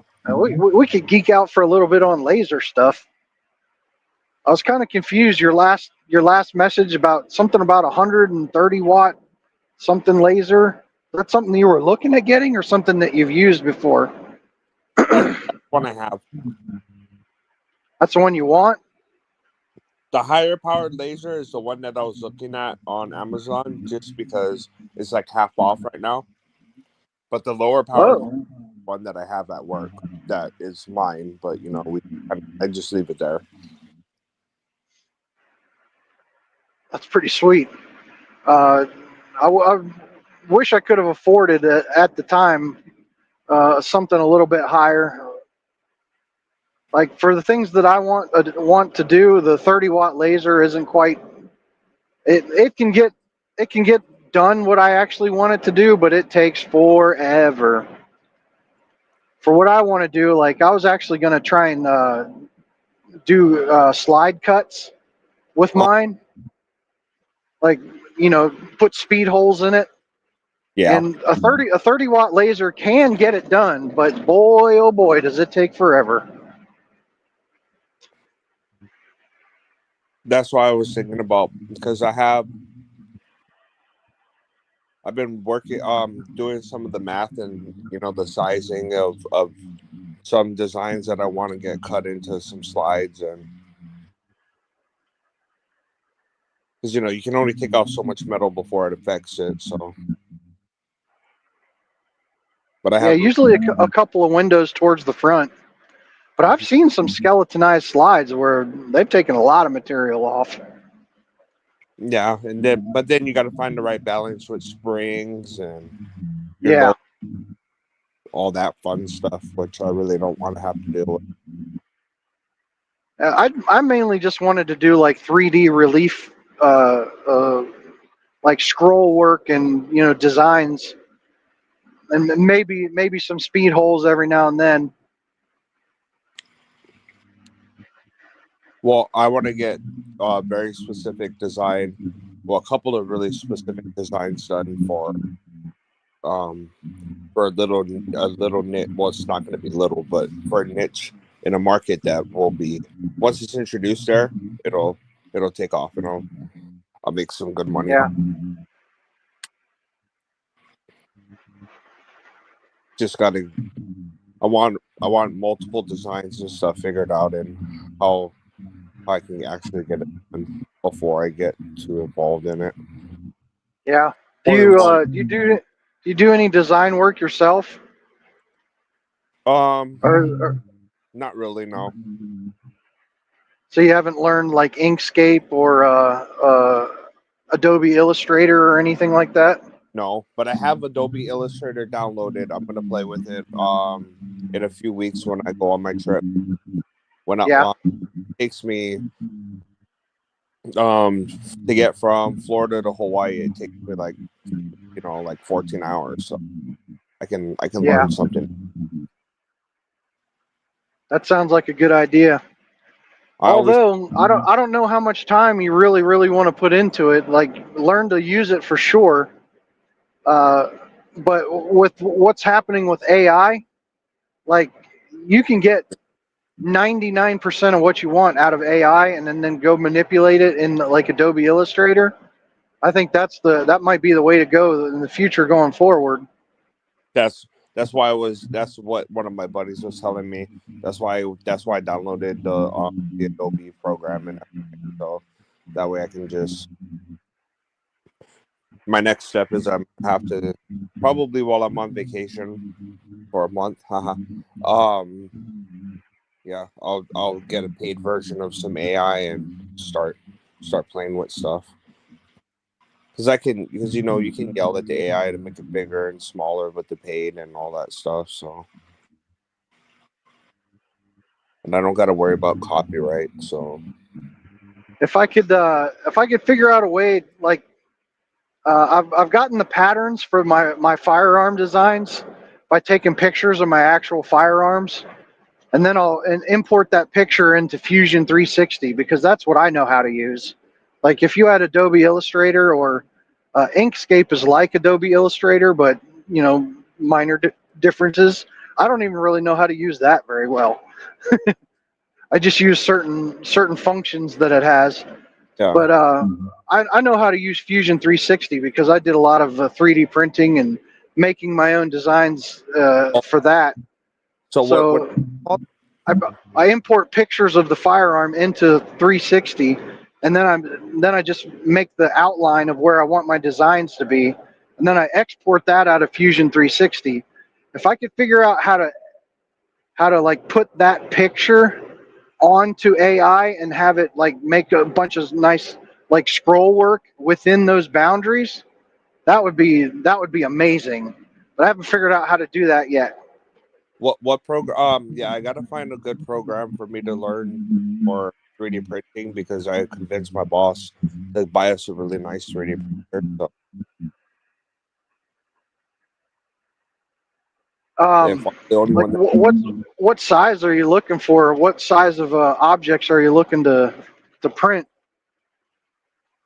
Well, he told me I can spend like $5,000 on. Oh shit. Yeah. I don't even. Or two. I don't even. He I don't even know what you can get for $5,000. Like that's Well, way above my. yeah, he you know, he'd prefer obviously for us to get two for $5,000, but you know, if I get close to $5,000 with one, you know, it's not the end of the world.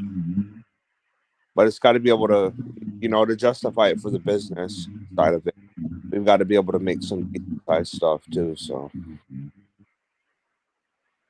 There's something to be said about having like a larger printer to make larger parts, and then also having like a smaller, cheaper printer.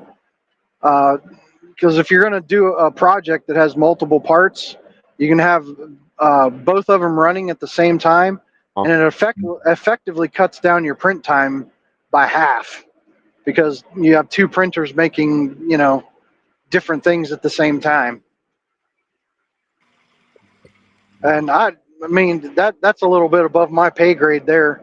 I'll tell you, I have the Bamboo Labs P1P that I turned into a P1S with an enclosure, and you can get the P1S like out of the box ready to go. I want to say for like $1,200. okay. And it is like the easiest way to get into 3D printing. Just their software that goes with it. Like you can download something off of their makerspace and start it printing 100% off of your phone. Oh, Dom is in the back. Down VDG, add to stage. Heyo, I'm not sure if I've ever talked to you before. Not out loud. I don't know if my microphone's working or not. Can you hear me? It Yeah. is Sound good. 5 by This is 5. my Sound first ever live on YouTube. outstanding. It's a pleasure to take your virginity, sir. Well, if you Wow, as a 49-year-old, that's not something I was thinking about hearing.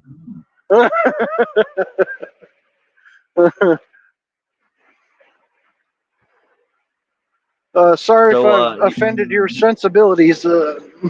not at all. I'm all good. he's molting the blue hair right now. He's fine. So, who are you? What do you do? I teach science at a military school for at-risk youth. Outstanding. Science was my right. favorite subject. It's one of my favorite subjects. I have a couple degrees in political science, but that was just because I hate math. I feel you there. But y'all were just talking about 3D printers, and we got a couple of them at work, and I'm just starting to learn how to use them. And I've got one sitting in a box in my next to my bedroom right now, and yeah, I don't know how to use them very well either. Well, welcome to the best and also the worst hobby you could ever pick up. But I believe right now is a great time to get into the hobby. Because when I first started like 10 years ago, the equipment was super expensive and it wasn't very good. But now for, like I said, for right around $1,000, you can get a printer that is like out of the box, almost 100% ready to go. And like within minutes, you can be using your phone. Within minutes, you can like download some little trinket off the makerspace and be 3D printing. And those Bamboo Labs, man, they just freaking print. There's no setup. There's no dialing things in. They just freaking print. We just got a Bamboo Labs 4-color. Yeah, theoretically, that's right? what I got. 4-color. The AMS system. You can stack up to like 16 of those. Or no, is it 4? I can't remember, but you can stack those things up and be printing in all kinds of crazy colors. Yeah, it's got a pod that we got to set up. I haven't set that one up yet. We've got another one. I can't remember exactly what it is, but I've been printing rocket engine nozzles and nozzle cutaways and stuff like that for class to use with the cadets. That's awesome. Oh, going back to the lasers real quick. So yeah, I just want to get a laser that's good enough to, be able to cut on slides. Just like making like, I guess like certain like windows. Like well, it's gonna be designs. It's a design. Yeah. Designs that are I gonna think at minimum you're going to probably want like a 100-watt laser to do something like that. And even at 100 watts, you might still be a little underpowered. But try to balance what you're spending on what you can do. Well, the whole thing is I need to get like 10, 10 of a handful of designs done, and then run the shit out of them. Show, so that way I can show that, they run, if springs need to be changed or whatever, be able to have that information. And then after that, it would go straight to the water jets. I'm not going to try to run. I'll just piggyback off of somebody, get, 25% of it, 25% instead of 100. Subcontract it out to somebody with a water jet. That's a good idea. I actually met a guy that has a water jet. He cuts out AR 500 steel targets with it and sells them pretty cheap. Oh, freaking expensive of equipment though. Such Oh an yeah, of equipment. I think he was telling me it was like 25 grand just to get started, Yeah, and then he had to do a bunch of stuff to it even after that. Your software is incredibly broad, and then you got to learn it. So there's a learning curve. Materials not cheap. Yeah. Electricity. There's only so much electricity I can steal from my job.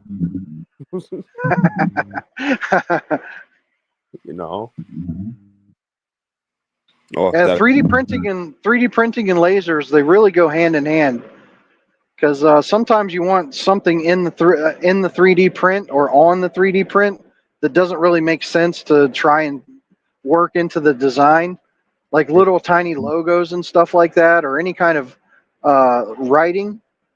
In order to, even if you have a multicolor printer, to get like nice legible words onto your print, it's wasteful and doesn't even work out very well. But you use like settings for marking on your Magpul magazines, works really well on PLA. Pretty decent white mark if you laser onto your 3D print.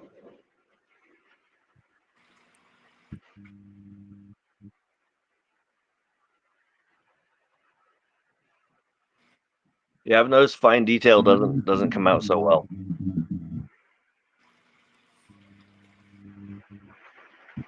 The major upside for having an AMS for me is a lot of times you get down to the bottom of a spool and you're like, man, I might have enough for this print and I might not.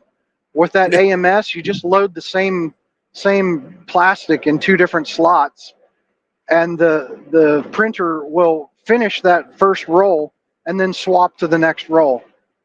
It's pretty badass. Oh, you don't have to like reprime the nozzle or anything crazy. Nope, it's completely automatic. Swaps the different rolls of plastic. I'll tell you what, in big boy manufacturing, we still had to manually freaking splice shit together and stuff. That you just can't avoid when changing colors, because it has to purge one color out of the nozzle before it goes to the next. And from the factory, it purges like way more than it needs to. So you can go in there and adjust things and get it to where you use a lot less. It's not as wasteful. Yeah, you can get it to not purge as much, and you can even do crazy tricks, like you can make it purge that color in the infill of what you're actually printing. So the infill that you're not going to see anyway, it'll use that wasted plastic in the infill. Oh And yeah. it'll also do crazy things like you can print a whole nother model using the waste. Like you can put just like a little knickknack off to the side, and when it needs to change color, it'll go over and use that waste plastic to print the knickknack on the side. Yeah, so like if you're building a little plastic gear or something, it'll move off to the side or whatever, work on that gear, and then when it's all out of the purge, go back over and keep doing it, whatever. Then the next time it purges, it'll keep building that little gear type of a deal. Yep. Hell, And you'll just have a crazy looking multicolored widget or whatever on the side. oh, all right. Huh. Just when I thought I had a minor grasp on how to do 3D printing, you're dropping all kinds of stuff on me, man. Oh man, I can talk your ear off about that shit.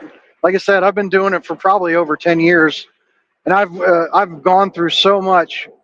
My first printer was called the Robo 3D, and had the biggest build volume for the, I want to say it was in the $500 range.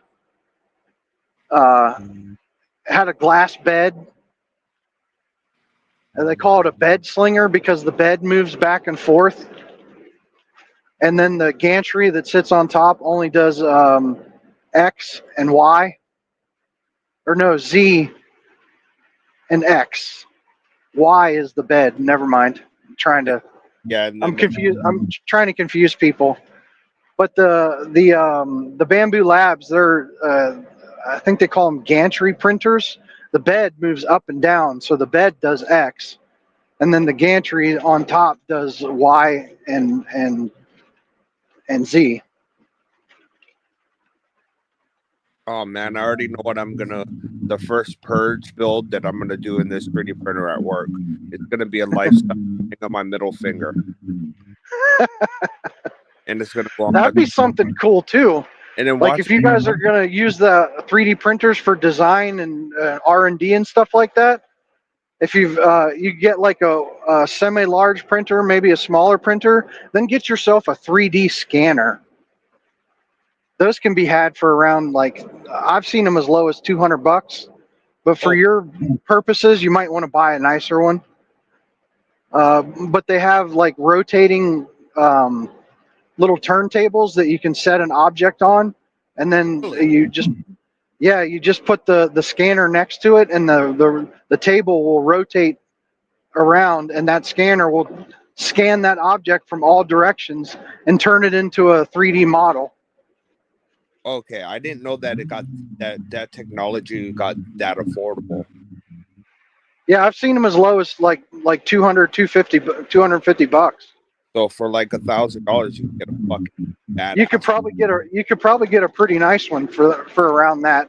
And the applications for that in any kind of business setting are, I would say, invaluable. Especially with like, supply chain issues shit like that. Like because a lot of stuff that we are little parts. Like I'm constantly machining, making little parts because we can't wait a week. Well, we can, but the customers will pay a hell of a lot more if they don't have to wait a week. Yeah, and a lot of the 3D printed parts, the materials have come a long way over the past few years as well. Like it's not just you're not stuck with just like one kind of PLA or ABS plastic. PLA is nice and rigid but brittle. ABS is flexible but not as rigid. They have like carbon fiber reinforced plastics now, and I like ABS. It has good heat tolerance. yeah. There's other filaments that are very similar to ABS and don't have quite as much problems printing. Because ABS, you can usually get away with smaller parts, but if you But try and make something really big with ABS, the you end up having warping issues because one part of the piece that you're trying to make will cool faster than another part, Yeah. and it will.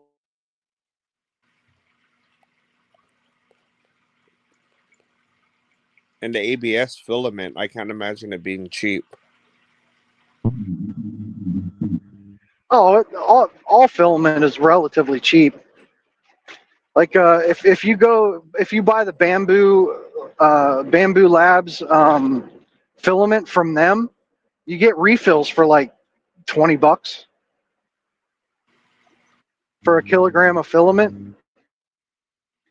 Okay. And their spools are reusable, so you just get a refill in the mail.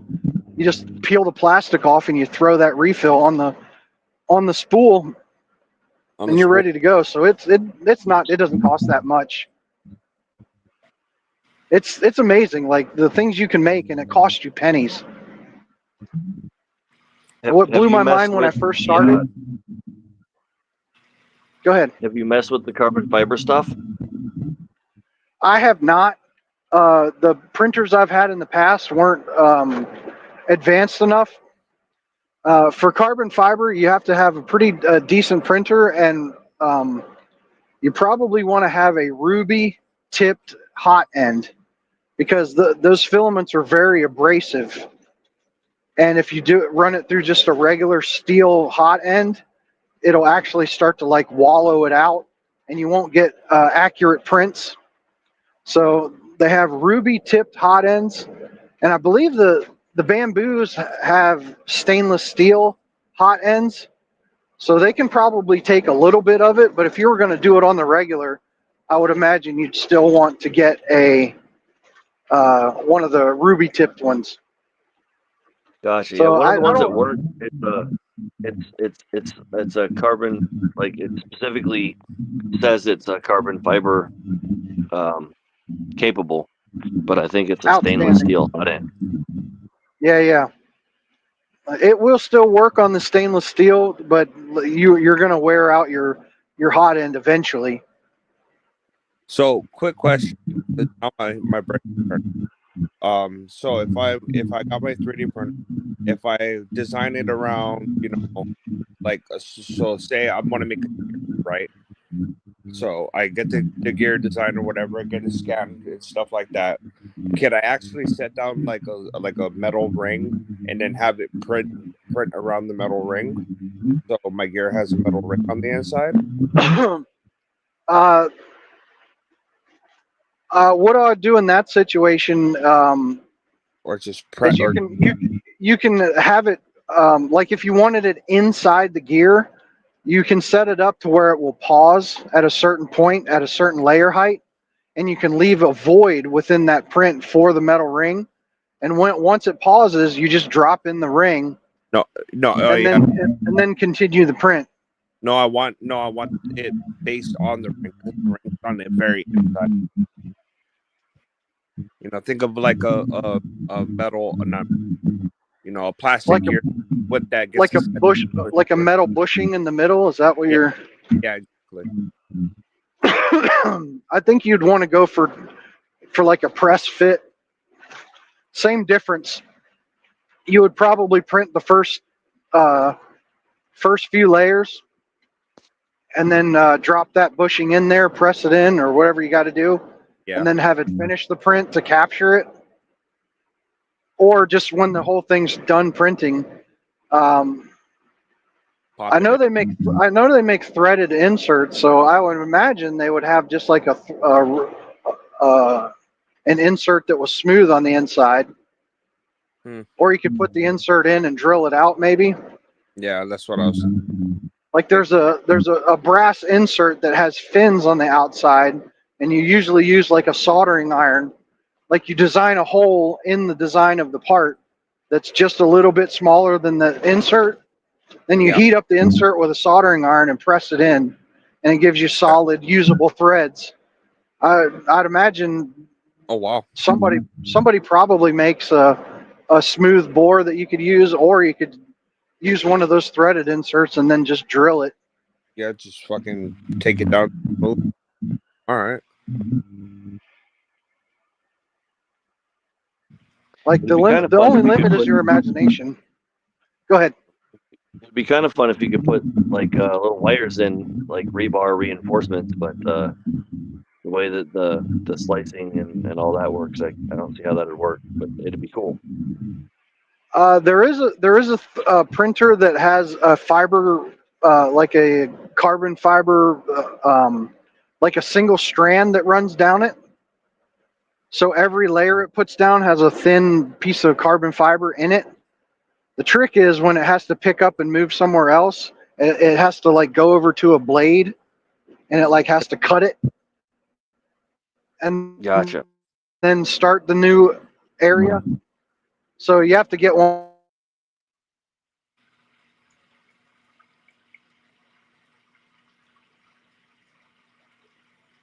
at a certain time, and then you can drop your reinforcement in, and then have it continue the print over top of it.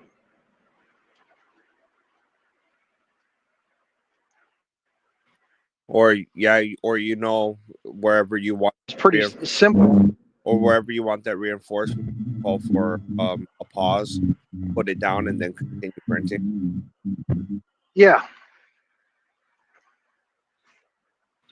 You just got to make sure there's a void in the model, so it doesn't try to print where the reinforcement is. You know what I mean? Yeah, because it'll drag on. Yeah, it'll crash into it because it doesn't know it's there. So you have to design that void into the model. There's a new, I wouldn't call it a technology, but it's just a way of printing. Instead of printing the layers side by side, it actually staggers them and makes them closer together. So like it lays down one layer, and then when it moves over to lay down the next layer, it lays it 2% of the height. So when it comes back and lays down a full height layer over top of that, then the layers are staggered and they're not actually lined up. Because any part, like its natural weak part, is where the layers were like melted together. But if you stagger those, from what I understand, you're just a few percentage points behind a regular injection molded plastic part. Yeah, because everything's interlocked, right? Yeah, everything's like interlocked, and there aren't as many like air gaps or whatever in between. But this company, they patented it, and the patent expired. Oh, so they like changed. Yeah, the patent expired, but this company changed changed the wording around a little bit, and then freaking patented it again. Like, you're not supposed to be able to do that, but they're getting away with it because nobody really cares. Nobody knows about it, except for, very few people that have discovered it. That's kind of like what my father does for a living. Thinking. Changes it just enough that the law doesn't apply. That way, big companies their secrets. Well, not secrets, but I mean, it's such a common thing. Like, it's kind of weird that they were allowed to patent it in the first place. It's like people copywriting words. Like, I'm going to copyright the, so screw you. Everyone who types the owes me a royalty. It's kind of, it's an oversimplification, but give me the. I can't believe people are still. Can't believe people are still listening to me nerding out about 3D printers.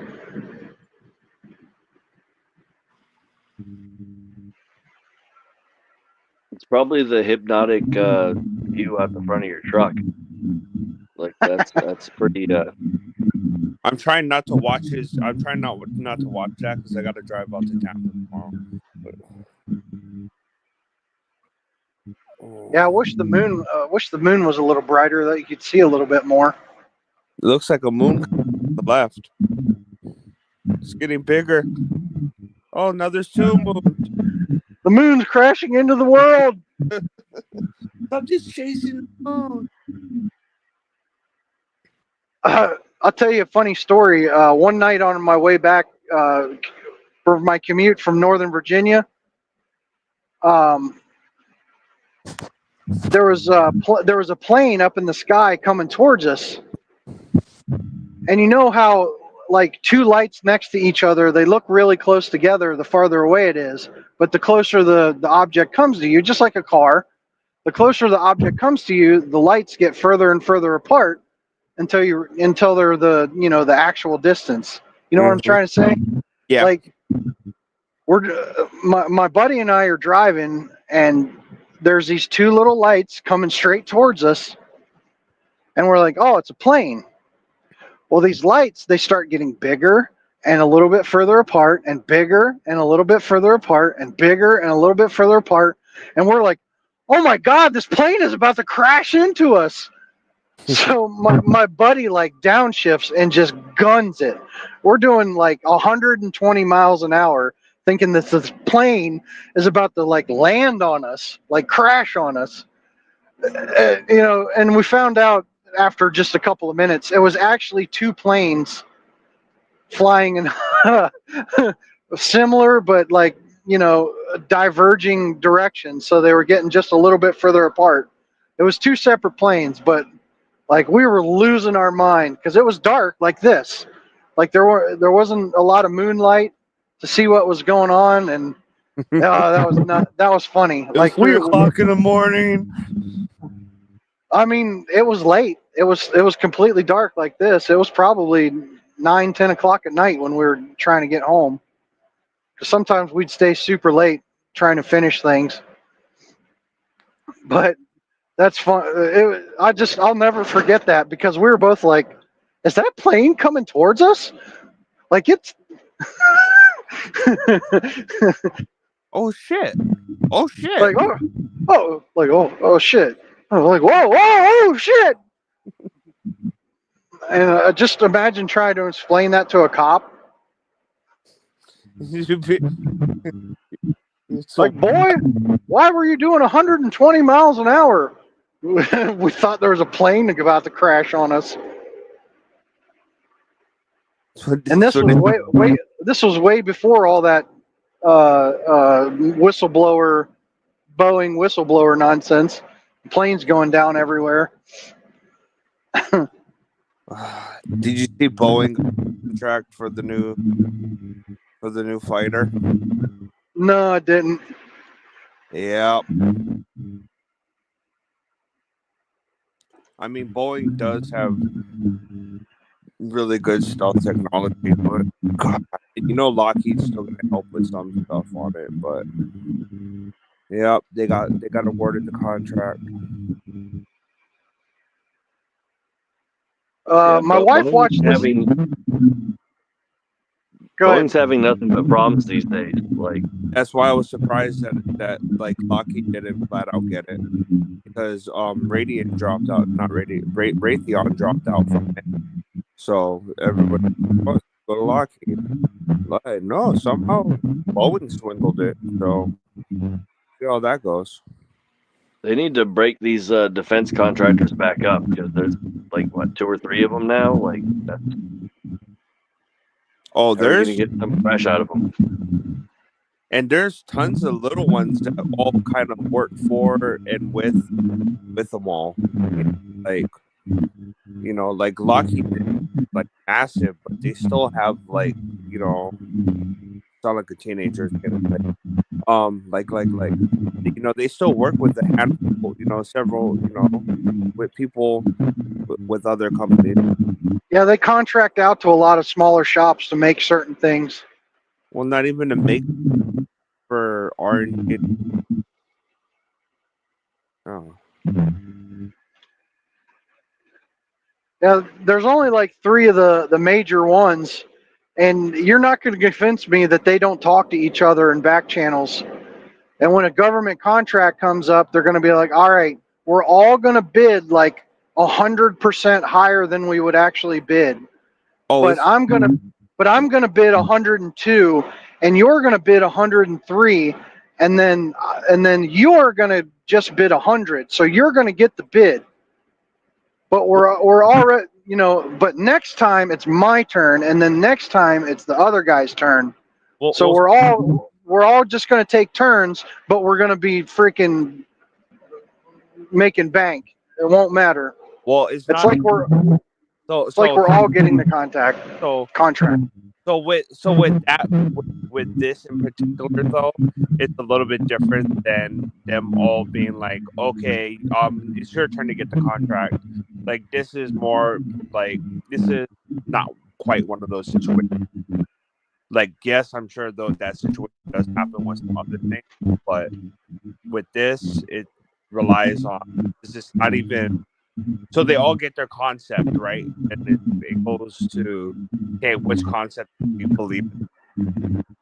Not necessarily the number of it, but the dollar amount, I should say.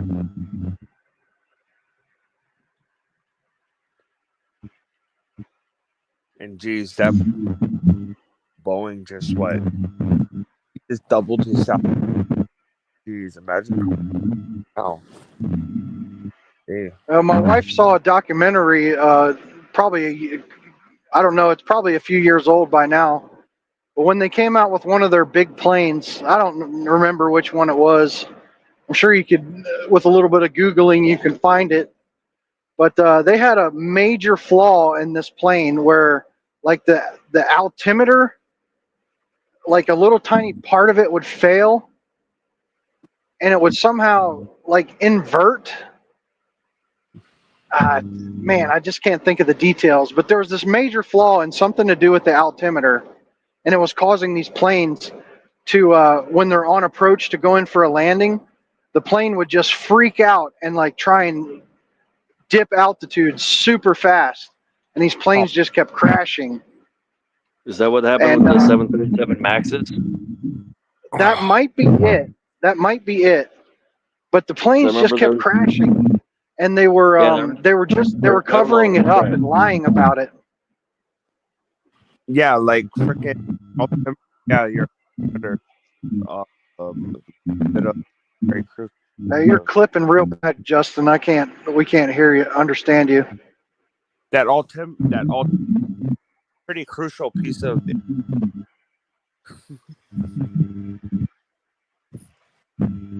I think we get what you're saying, but you're still clipping, unfortunately.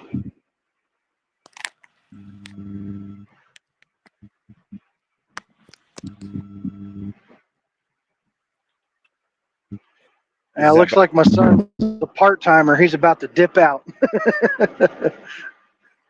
How late is it for you guys? You want to cut it off, or keep going? It's only 8:30 here. I'm good for whatever you're good for a bit. Yeah, I'm rolling until freaking noontime tomorrow. I can't go to bed until noon tomorrow, so I got all the time. That sounds terrible. Yeah, it is. But my schedule's changing, so I'll go back on to more of a normal schedule here next week.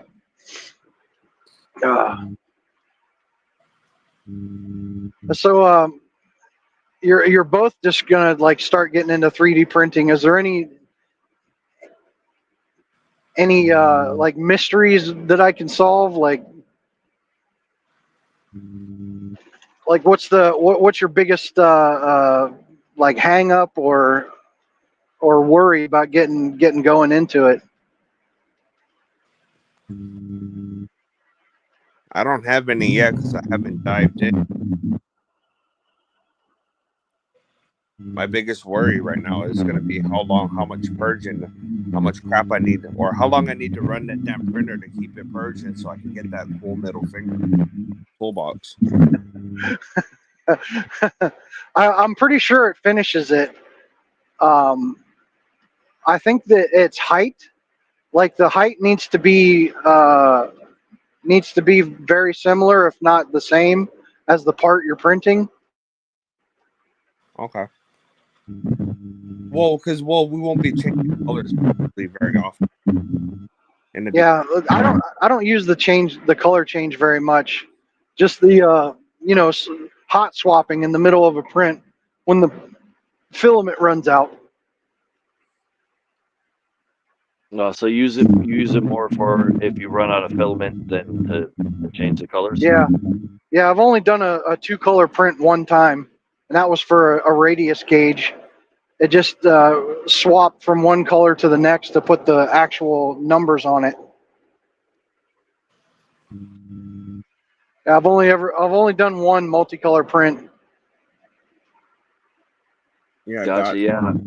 we're gonna Well, run the happily, the only printers I'm using right now are at work, so I get paid to figure out all of my mess ups. Outstanding. and then I guess the waste, the purge waste, won't be that big an issue either. well, I know I gotta get something that's got at least 2, maybe 3 drills on it, depending on the prints.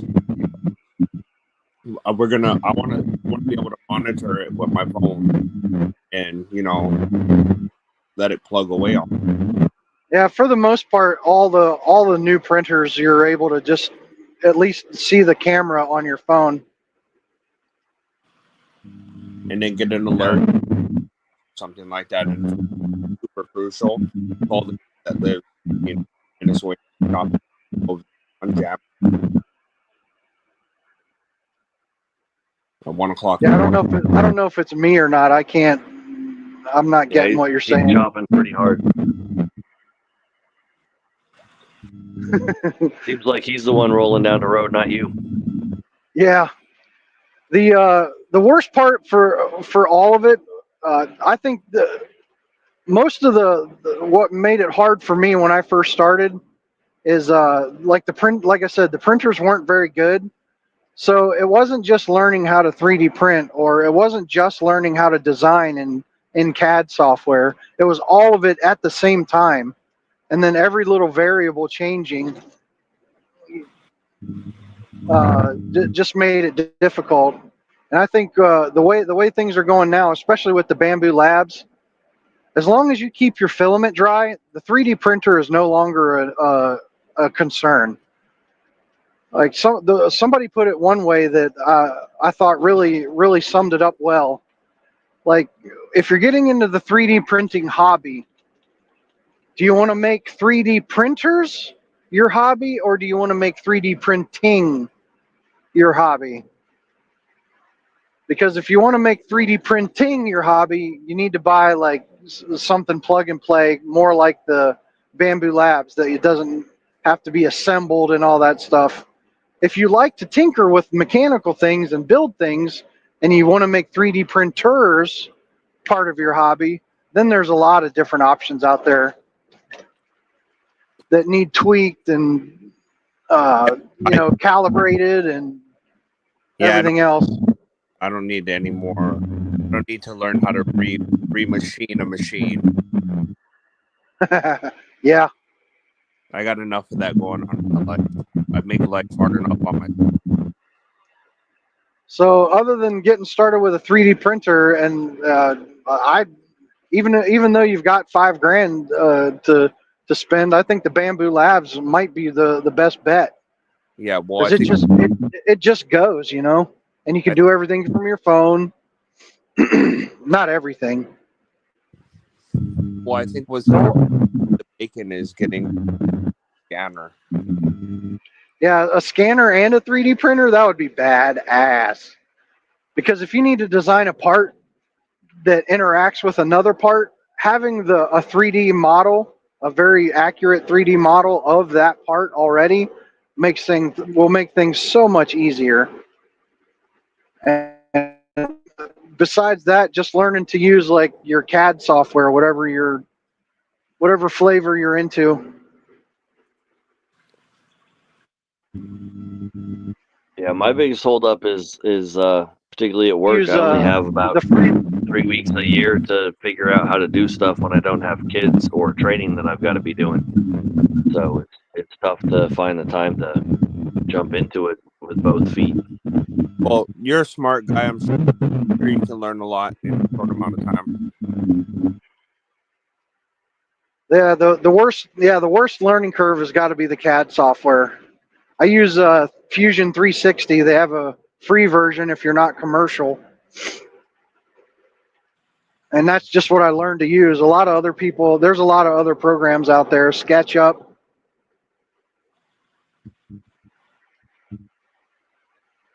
is a big one. There's a one that doesn't have as many features as Fusion. I think it's called FreeCAD.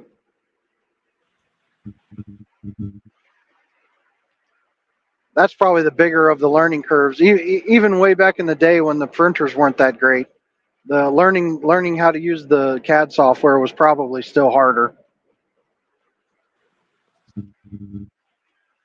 And then there's other things you have to take into account if you're designing your own part.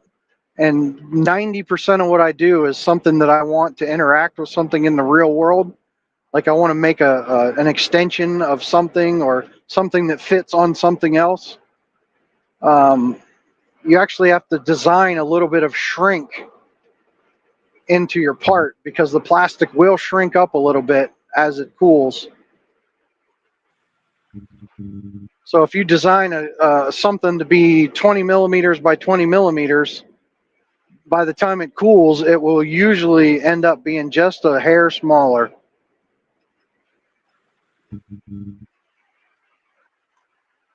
Yeah, everything I've done so far is just props for class, so I haven't had to worry too much about the exact sizes. But if you're printing something like multiple pieces of the same object, you usually don't have to deal with that because everything is going to shrink, commiserate with each other. That's not the word I'm trying to figure out. Yeah, no, I get you. It's the same. My next project's gonna be printing a F1 engine from the Saturn V rocket, and that thing's got like probably 15, 20 parts. That's pretty cool.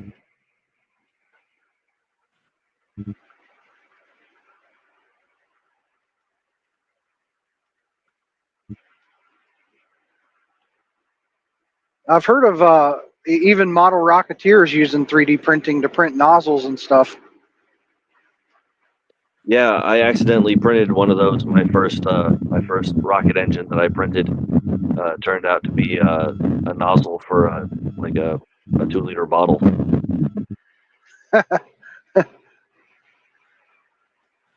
I had no idea what I was doing. I was like, "Oh, rocket engine, yeah, print that." I'm like, "Hey, this has threads on it. That looks like it could go on a bottle." Sure enough, there it goes.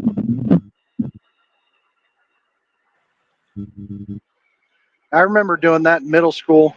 We all made the 2-liter bottle rockets. And I thought I was smart. I put fins on mine to make it spin.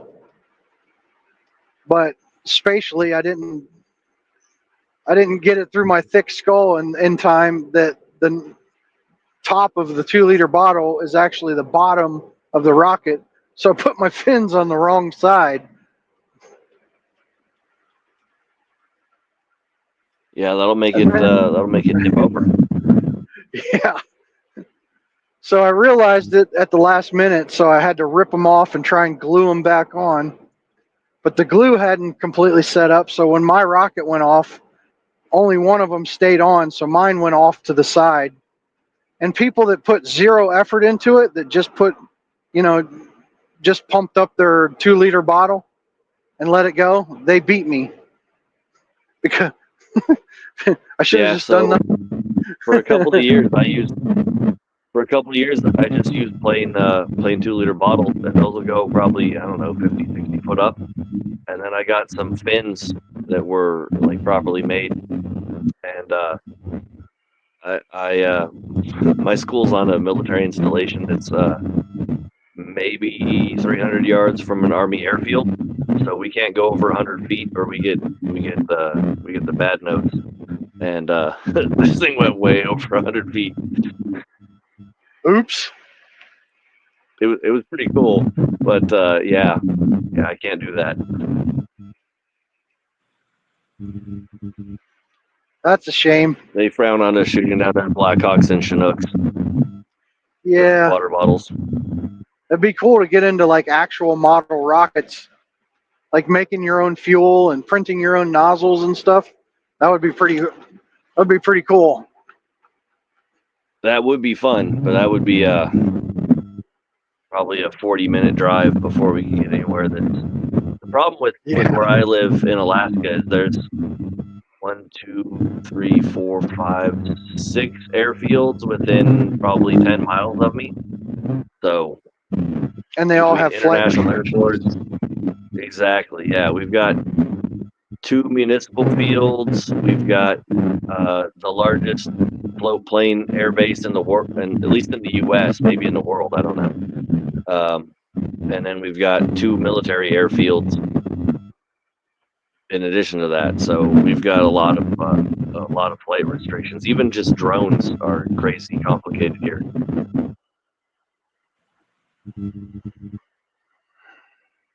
Yeah, I was going to mention that. I like to fly drones too. And you probably can't even fly anywhere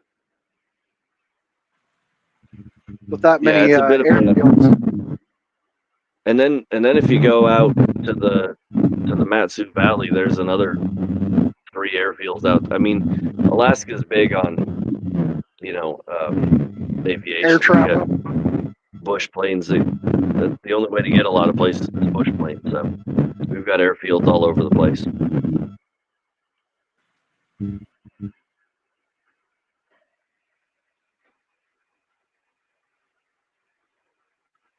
Yeah, that's part of my dream. I always thought it'd be awesome to go up to Alaska and get my pilot's license. I definitely haven't known lots and lots of guys that used to fly bush planes without a license. I definitely don't know those guys. Like, who's going to catch you, right? Yeah, you're 500 miles from nowhere.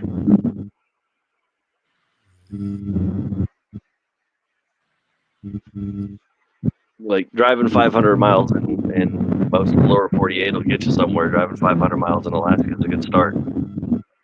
Yeah. Kind of like Texas. You can drive all day and still be in Texas. Yeah, if you cut Alaska in half, you'd have 2 states bigger than Texas. What are you boys doing over there? I think Alaska is 2.5 times larger than Texas. Around that, something like that. So it's ridiculously big up here.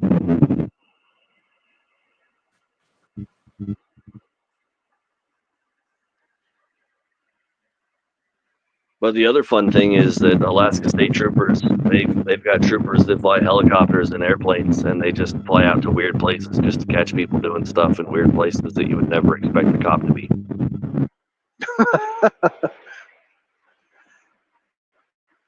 Like, there's nobody that lives within 500 miles here, and here comes a trooper airplane just because what's up? Just checking in. I watched one of those, some cop show that was based up there in Alaska, and they were having such problems getting police up there that they were actually flying the guys in from the lower 48. Like, they would go home for a couple of days, and then they'd fly them back up, and then they'd be on for 2 weeks or something like that, and then fly them home again. And those guys were doing similar stuff, like flying out to these really remote villages, busting them for having alcohol and stuff. Yeah, being an Alaska State Trooper is pretty wild. It's almost like being in the military. Like, they move you around from time to time. You go to some remote village, and then you go to some reasonably populated area, and then you go to some moderately populated area, and then back out to a village. It's pretty wild from what I understand. I've never done it, but I mean, even the academy to be a state trooper, you go through like police academy, and then they take you out to the islands, and they drop you off, and you've got to survive for days on end off your wits and whatever you find to graduate from Alaska State Trooper School. It's pretty wild.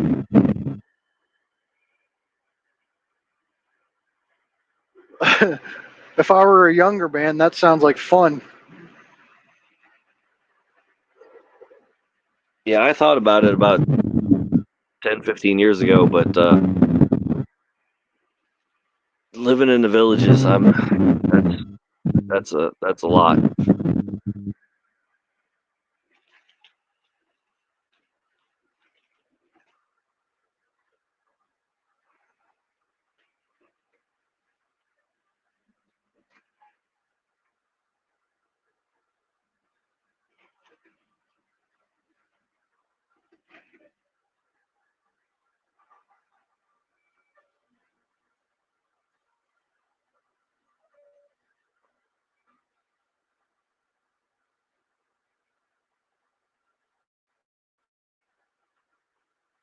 And I like winter and all, but some of the places in interior Alaska just hang out at -60. And -20 is cool, but -60 is a little bit much. Once you got past -10, I thought it all felt the same. Oh, brother, does it not? I'll tell you, it does not. Yeah, no, the difference between -10 and -20 is serious and for real. And the difference between -20 and -40 is wow. Like once you get past -40, cars start getting real pissy. I can imagine. Diesels start getting real mad. Like anything below 20, they recommend plugging your car in with a block heater and maybe even a battery blanket and stuff up here. But at -60, like up in Fairbanks, it gets down to -60 fairly regularly. And car dealerships will just leave cars running 24 hours a day. That's crazy. I've seen people build fires under their vehicles trying to get them started, like tractors.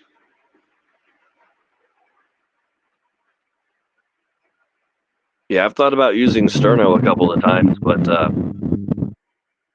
yeah, at work I can plug my car in. At home, I don't have an easy way to plug my car in, so I just generally don't in the winter.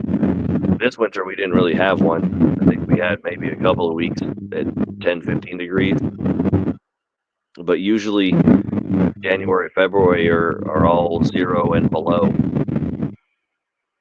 for probably 4 to 8 weeks straight.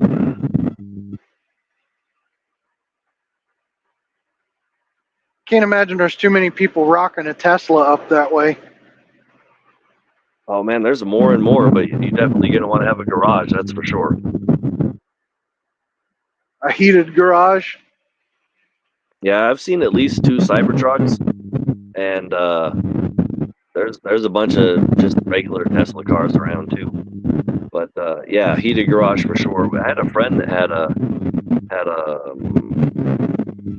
what was it? The SUV one, the Model X, I guess, with the gold wing doors and stuff. And well, technically it was her dad's, but yeah, they were telling me that like it'd freeze shut and you'd be stuck inside of it and you couldn't get out.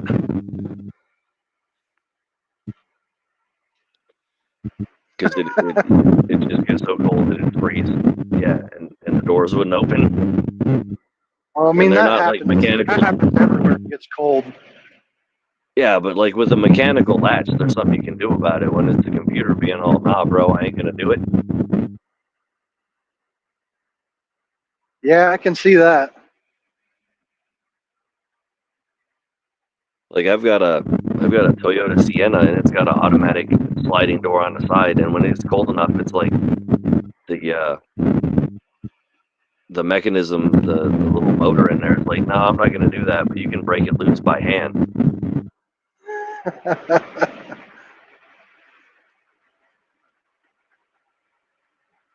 So anyway, yeah, they got rid of their Tesla, and they drive other stuff now, but there's more and more of them up here. Yeah, that technology is great until it isn't. I mean, I kind of like the idea because I can make electricity. I can't make gasoline, but then on the other hand, it's winter for 8 months out of the year up here. So Yeah. If you get the diesel, you can get waste oil. You can actually make your own biodiesel. yeah, but you know, it's -20 trying to start a diesel starts to suck. Yeah. I mean, if you got to put a block heater on a regular gas engine, can't imagine Yeah, it's much everybody knows that different. rolls diesels definitely rolls block heaters. But I can plug my Nissan or my Toyota in for 2 hours and start them up, and they start up basically warm. But if you've got a big like F-250 or 2500 Ram or something like that, if you don't leave them just plugged in all the time, it takes forever to warm those things up to start them with a block heater.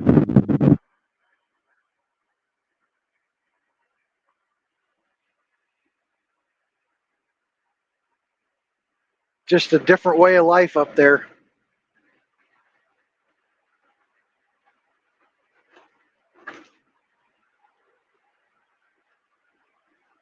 Yeah, I like it pretty good, but it's definitely not for everybody.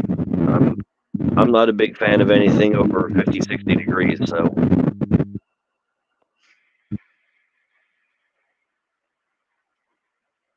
Yeah. It's going to definitely take some convincing if I can ever get my wife to go up there. We're trying to do like a cruise or something, just to go up there and check things out. Just vacation there for once. See how it goes. yeah, the cruises are cool, but mostly they do the southeast, which is like the Panhandle. It's basically just Seattle down there, but without roads. I mean, like temperature wise, not politics wise necessarily, but in the summertime, some of the cruise ships come up to Anchorage. I definitely would recommend at least getting a cruise up to Anchorage if you're gonna take a cruise up to see what it's like. But other than that, I'd say just fly up and spend a couple weeks in the summertime checking stuff out. You know, rent a car, drive up to Fairbanks, look around, that kind of thing.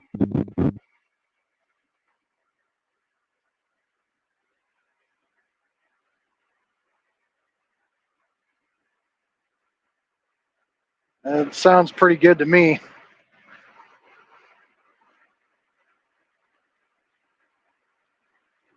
I think my wife wants to go south, not north. Summer up here is a dirty trick too, though, because you know, you get 20 hours of daylight and 4 hours of almost daylight. It gets up to, I mean, where I live, it doesn't usually get too hot. If it gets up to 80 degrees, it's a heat wave.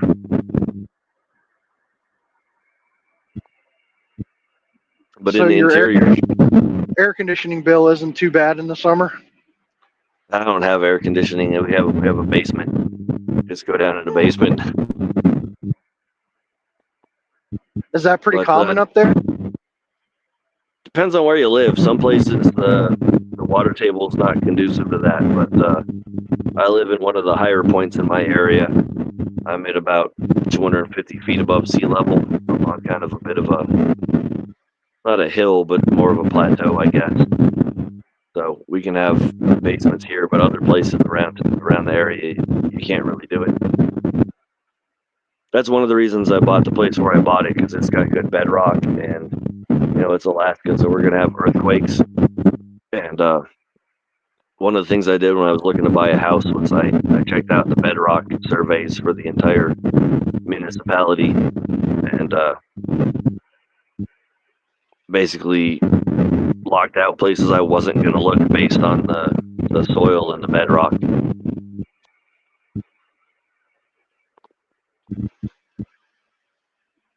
Well, that's an 'Cause we're aspect I never would have thought to even think about.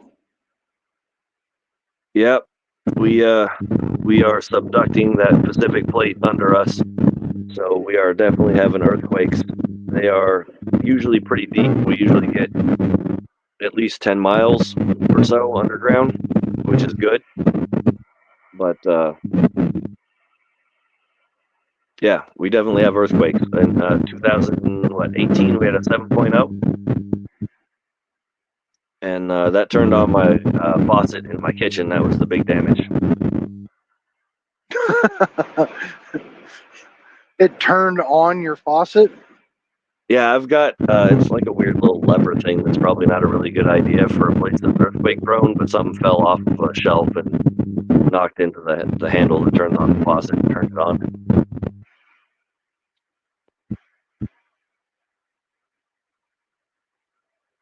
But like in other places, a 7.0 is like, a real big problem. We had broken roads, and we even had a school that was out of commission for a year or so, but all the broken roads were fixed.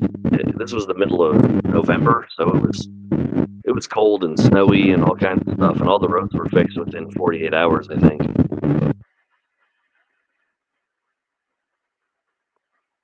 But earthquakes are going to happen up here. That's just the thing.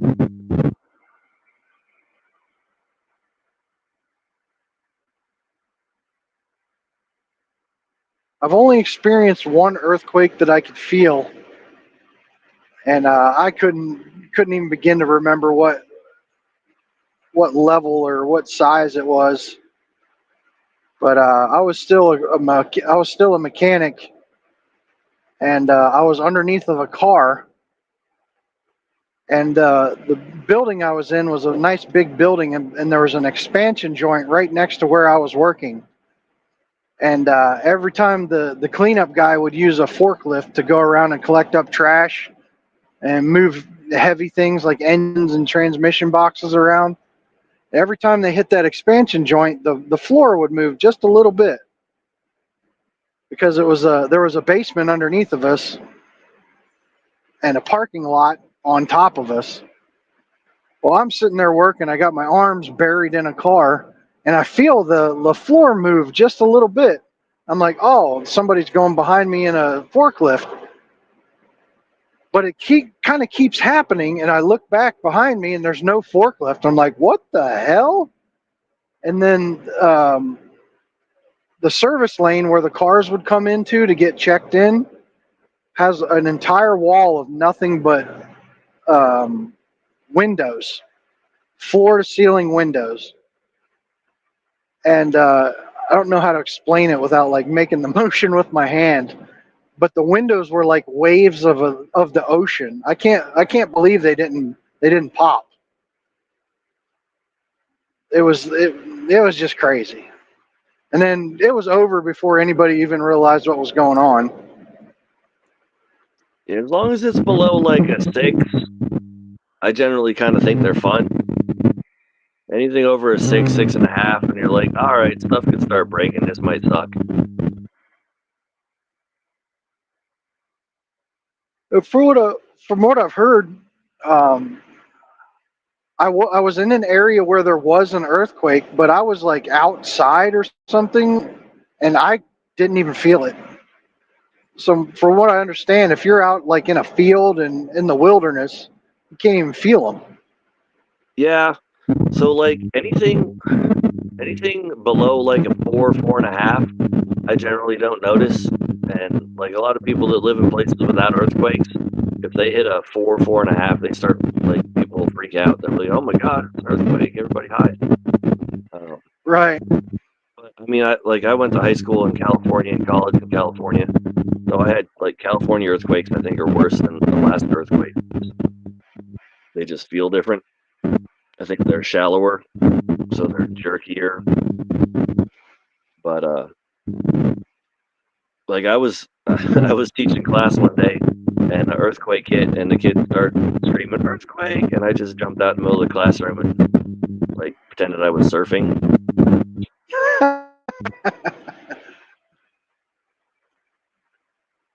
There's some of the kids are hiding under their desks, and the rest of the kids are just like, "God, earthquake!" I'm like, yeah, but it's a little one. Have fun.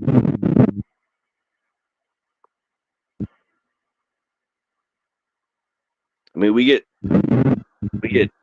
hundreds, if not thousands, of earthquakes in Alaska every day that are too small to feel, which is good. Like if we stop getting little tiny earthquakes, that's probably a bad sign. We're going to get a big one. Right. Those little ones are relieving the tension. Yeah, exactly. So, I mean, I don't know. As long as they're not like 7 is probably the big, like when in 2018 when the 7.0 hit, we had just dropped off my kid. He was in middle school at the time. Now he's a freshman in college, and we were driving back home, and I thought I had a wheel falling off of my car.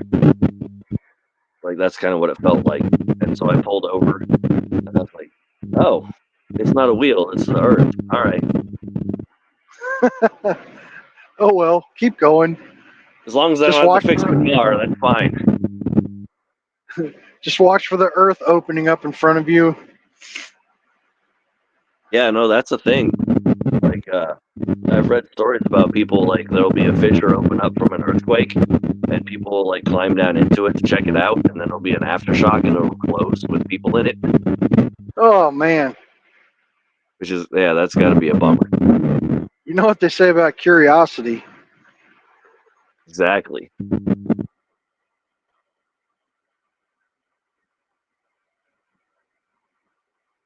I'm going to keep that in the back of my head for sure. Don't climb down into the fissures during the earthquakes.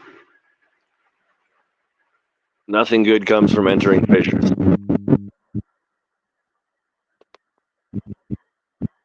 I think we might have lost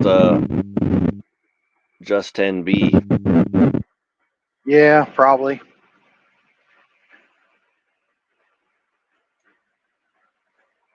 So you got to go till noon tomorrow. Is that going to put you at home, or is that going to, you still got to go after that? That's me at home going to bed. Gotcha. I should be done by about 10, done working. But me at home going to bed is noon or 1 o'clock. Gotcha. You got like a usual route that you run then, or is that what you got going on? Yeah, I have a dedicated route right now. I run from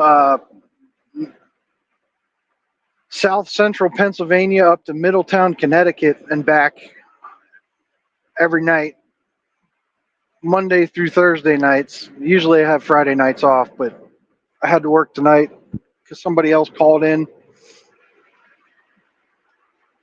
More money, more better. It doesn't make that much of a difference usually, though. Oh, that sucks. When I lived in Jersey, we went up to Connecticut once for Veterans Day, Memorial Day, something like that. We had I was going to grad school. I had a friend who was from Connecticut. Her family was up there, so my wife and my son and I, we went up to their place for the weekend in Connecticut. And we lived in Newark, New Jersey, and I worked in Manhattan. I was like, oh my God, this is paradise. Yeah, it is gorgeous. The favorite part of my ride is 95. I'm not sure if you get to Connecticut yet, but there's a certain stretch of 95 where you're right on the coast and you get to see the water and stuff. That's my favorite part. Yeah, we never even had a car when we were in New Jersey. It was so expensive. I worked for the State Department, and in Manhattan, we still couldn't afford a car. It was wild over there. We lived in Jersey for like 4 years. At least they have public transit in the areas like that. Yeah, It makes I took it the train to work every day. Yeah, But makes the it problem possible was, not. so like I worked 8 to 5, but I'd leave the house at like 5 o'clock in the morning, and I get home just before 7 every day.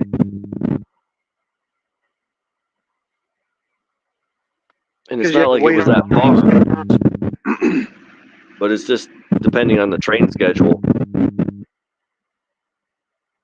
Like if I could have got out of work 15 minutes early, I would have been home by 5:30. But the commute was just brutal. Yeah, I looked into that when I was working in Northern Virginia because they have the metro and I can't think of what they call the train. Um, just commuting to a certain spot, a point where you could actually catch the train and then going into the city from there to try and avoid the traffic. But waiting on the trains and everything, and that you actually had to switch over, it just wasn't even remotely worth it. It would take more time to take the train than it would to be just to sit in traffic and deal with it. Yeah, it was a mile and a half to get to the train, so I would usually ride my bike in the morning to the train station. And I'd be on the train, and then I'd walk from Penn Station in Manhattan, basically over to the UN on First Avenue, because the State Department would give me so much money a month for transport, and that would basically pay for my New Jersey Transit train. But it didn't give me anything for the subway, and the subway wasn't really any faster anyway. So I basically walk across Manhattan every day to work and then back, and then take the train home.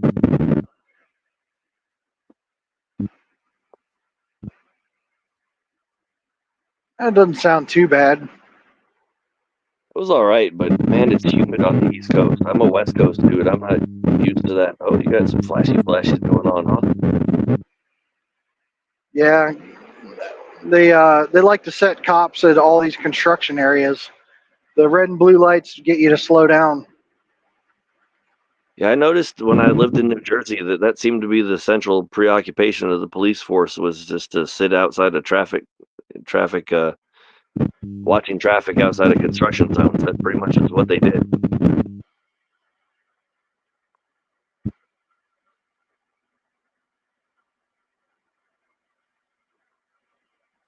I don't know if they like get overtime for doing it.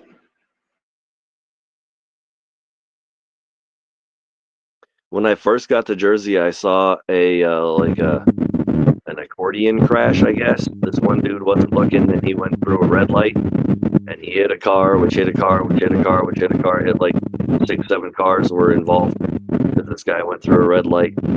And so I called 911 because it was a big wreck. The cop showed up, and I'm standing there watching, and one of the cops comes over. He's like, "Why are you? What are you doing?" I'm like, "Oh, I called to say there was a wreck." He's like, "Yeah, we can see there's a wreck." I'm like, "Well, I'm just here in case you need a statement or something."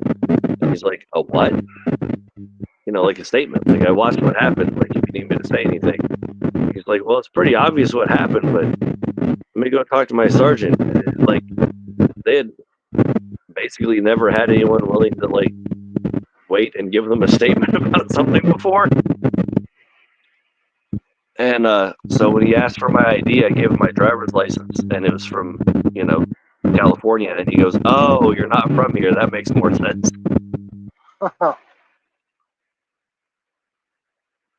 That's funny because when I stopped at an accident one day on my way home, we didn't see what happened, but we stopped. Nobody was stopping, so we pulled over to check on the person, and like the cops got there quick. Somebody must have called the cops at least. And he was talking to us and saying quite the opposite. He's like, "Oh, can you guys make a statement?" Like, well, I guess, but we didn't see what happened. We just saw a cloud of dust and pulled over. And he's like, "Oh, okay, you guys can go then." Yeah, this guy had to go talk to 2 or 3 people once I told him I was there to, give him a statement if they wanted to. He had to go talk to 2 or 3 people to figure out how to even handle that.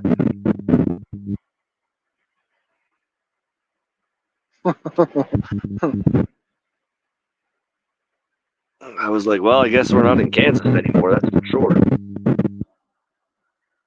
What's funny is my best friend, when his, I guess, girlfriend, I don't think they were married then, was going to college up in Baltimore. He would ride the train from the Northern Virginia up there to stay with her at night, and he witnessed a robbery, and I guess he chased the guy off, and he went to pull out his phone to call the police, and he heard a voice behind him and said, "Don't worry about it, I'm calling the police." And he turns around, and it's you know who Mike Rowe is from Yeah. Dirty Jobs? It was Mike Rowe. I guess he lives right there in that area. And he's like, "You can go. I'll talk to the cops." That's Like, kind of sure wild. thing, Mike Rowe. Yeah. I ran into Mr. T one time walking to work. That was kind of fun. Pity the fool. Yeah, he has this. Well, I don't know if he does now, but at the time, in 2006 or whatever, he had the softest hands I had ever seen. He came like he had a whole posse. He had like 6-7 people walking with him right outside of Grand Central Station. I was like, "Oh my God, it's Mr. T! Mr. T!" So I was like shouted, "Mr. T, Mr. T!" And he turns around, and he's like, "Hey, brother, how you doing?" And he came over, he shook my hand, gave me a hug, posed for a picture, and all I could think was like, "This man's got the softest hands I've ever touched."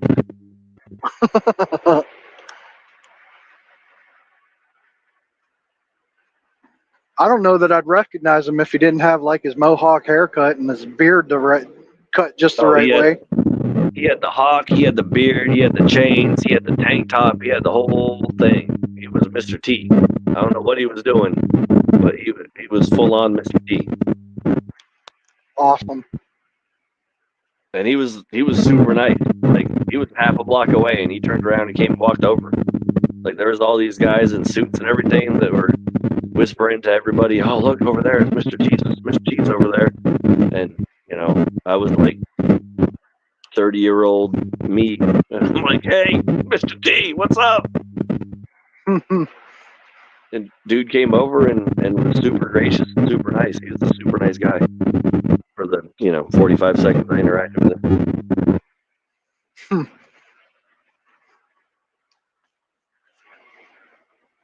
I can't say I've met anybody. I haven't met anybody like that. Like, the most famous people I've met are some YouTubers. I ran it. Well, work in Manhattan for 4 years. You're gonna trip over some people sometime. Yeah, I can imagine. I went to a gun rally in DC a couple years back. I met Iraq veteran. 8088. Yeah, I met Tim from Military Arms Channel. I mean, I guess he referenced it in some of his videos, but I didn't realize he's a fucking Sasquatch. He's tall. And so yeah, he's super tall. Like, I've heard him make reference in videos before, like how big his hands were, but I don't know. I never put 2 and 2 together that he was so freaking tall. And I met why can't I think of his name? It's getting late. Getting loopy. The old man that everybody watched, like, he was like the first gun tuber. Oh, Harold? No, not Harold? Paul Harold. Maybe a little after that. He's real tall. Oh, Hickok. Hickok 45. Yeah, I met him. I met Maj Toure. Trying to think, was there anybody else there? Well, this right now is the closest I've come to meeting a YouTube celebrity. I am by no means a YouTube celebrity. I have like 70 subscribers. You got me beat. YouTube I is don't even way. have any fucking video. Muffin Top is way bigger than I am. Well, he's not inviting me on his show, so He will. I'll send you an invite next time we do a chat if you got the time. He likes having a panel on. It's hard to get people sometimes, and it's tough to keep up a conversation for like 3 hours. So it certainly helps if you get a panel. yeah, that's true. Well, I'm usually on and listening for at least a little bit, but he's usually on Tuesdays and Thursdays, and I get off work at 5:15, and I've got to be I got to help teach kids jujitsu class at 6:30, so I don't usually have a whole lot of time on Tuesdays and Thursdays.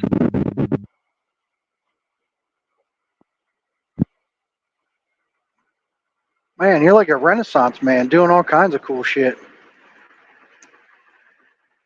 I don't know about Renaissance, but sure.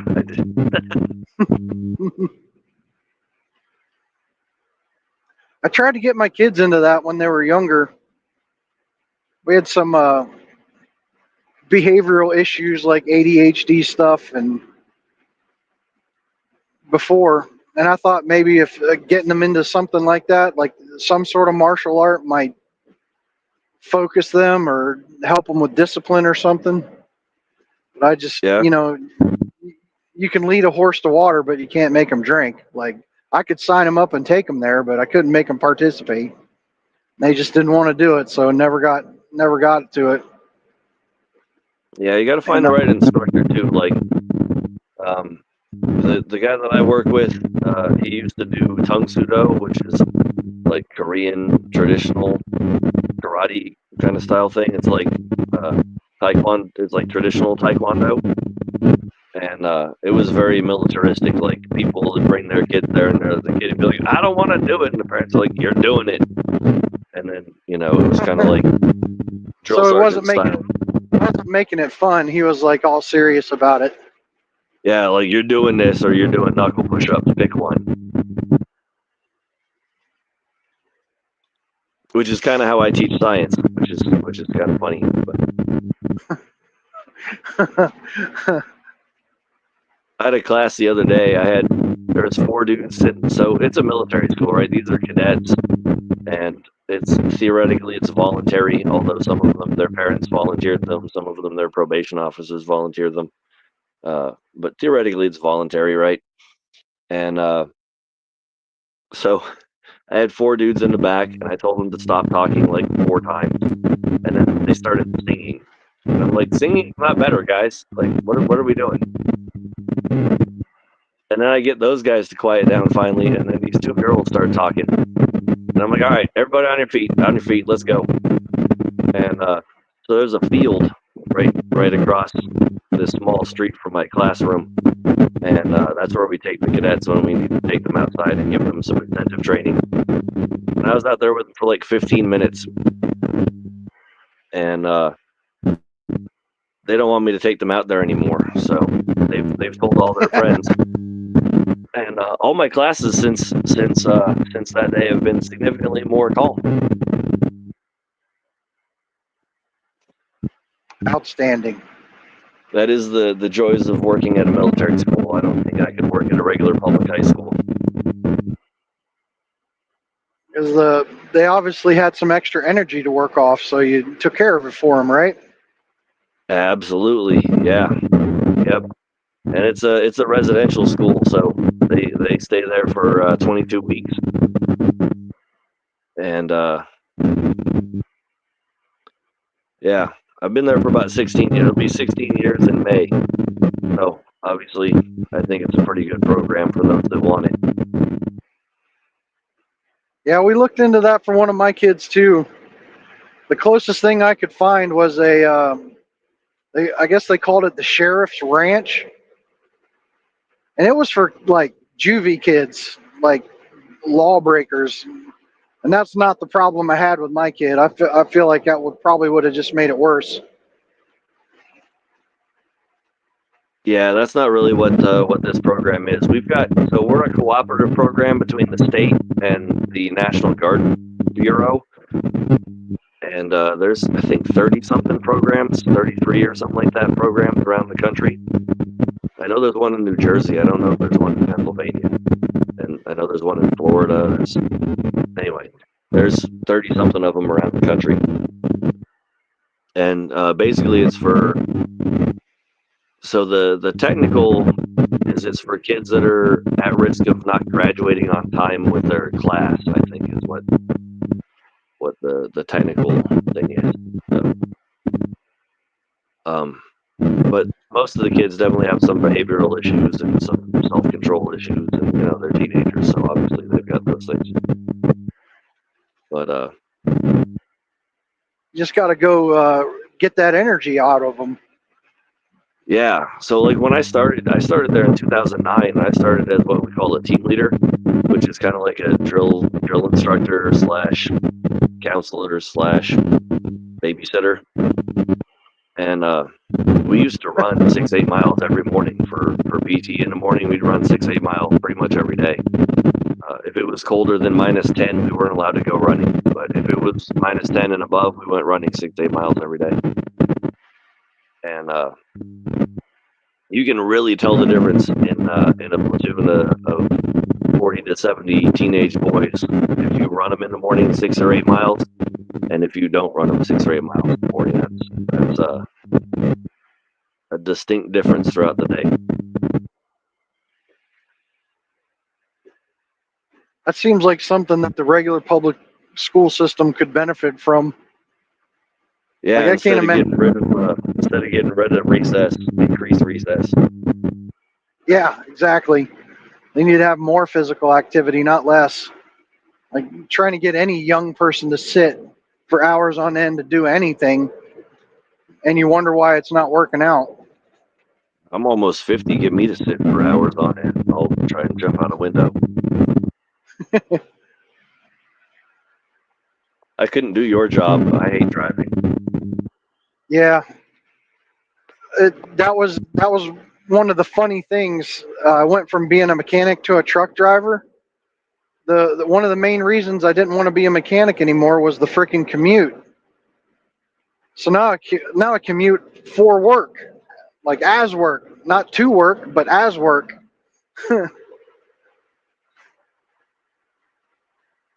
Yeah, your whole job is a commute now. That is kind of funny. Uh-huh. When we were going over the road, my wife and myself, it was kind of neat. Getting to see a lot of different things, go places we never would have gone otherwise. But since we came back and I went this local job, it's pretty boring and lonely. Yeah, my wife and I were actually thinking for a while about when our kids grew up, maybe we'd get a truck and travel North America as truck drivers. And then COVID hit, and we were stuck in the house together for a couple of months, and now we've got a 3-year-old daughter, so that's kind of out the window.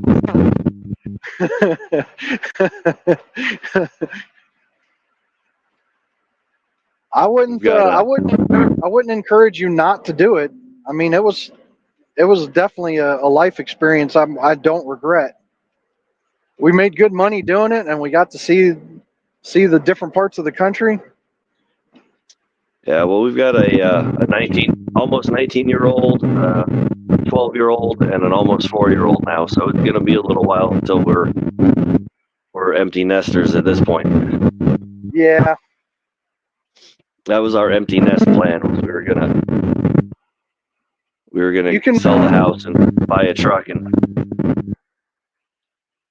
you can bring kids with you. I've seen whole families in freaking trucks.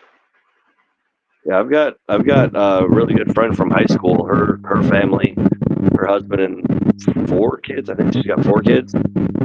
Her husband's a software engineer, so it doesn't matter where he's at. He can work from anywhere. And and they just travel the country. And then every winter they go to Florida and hang out for 3 months, and then keep traveling the country. That sounds pretty neat. But their kids are all getting pretty grown, so they're looking at settling down a little bit so they can give a little bit more stability to the kids for their high school time.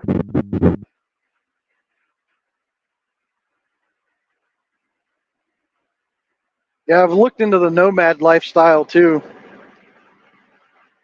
Having a nice big pull behind camper. Just living wherever. Yeah, that would be fun. But you got to come up with some kind of job that you can do remotely, like software engineer, stuff like that. Yeah, for sure. That's not me. I don't have those skills. Yeah, me either. I've always done physical jobs, carpenter, mechanic, truck driver. But I heard something today that they were talking about, there was an actor talking about monetizing your hobby. We're working on that right now for you. Yeah, that was kind of my loose plan from the beginning when I bought the laser. I thought I was going to start a laser engraving business. And I always thought it'd be cool to turn my 3D printing hobby into a business somehow. But I haven't found my niche yet. I don't really feel like trying to be one of the 3,700 people trying to sell you a Pikachu on Etsy. Yeah, that is the trick to that. I guess you got to find a market, right? Like you got to maybe you make swag for all the YouTubers, the Minuteman and survival YouTubers. Yeah, I'm kind of doing that. I made a challenge coin for Twin Arrows. I'm in the middle of making a challenge coin for Muffin Top. I like Twin Arrows. He's a good dude. I mean, as far as I know him, I've never met him. Yeah, I've never met him in person either, just on the lives and stuff. Yeah. It just seems like super genuine. Exactly. And just makes me try and help him out as much as I can. Man, I felt for him so much when he was off work, and I'm not sure where dinner's coming from tonight, but God will provide. Yeah. I haven't been in that position since I was in my 20s, I guess, but it's not a fun spot to be in.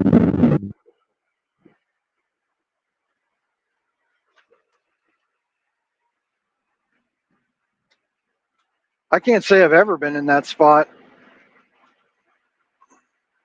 I just started working when I graduated high school and never freaking stopped. Oh man, I had 3 jobs and going to college at one point, and I was still so broke I didn't know what I was doing. Jeez. I was working at a game store, Office Max, and a gas station, and going to college at one point. And one of the guys that turned out to be a good friend, when he first met me when I started at Office Max, thought I was the stupidest person he ever met. So I was getting about 2 hours of sleep a day. I bet.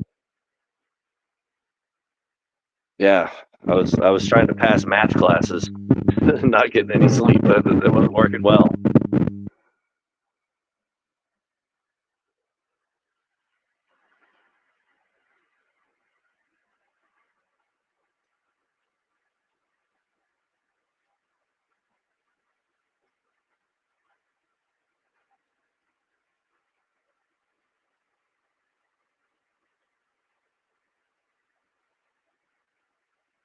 I've definitely been broke, but never to the point where I wasn't sure where my next meal was coming from.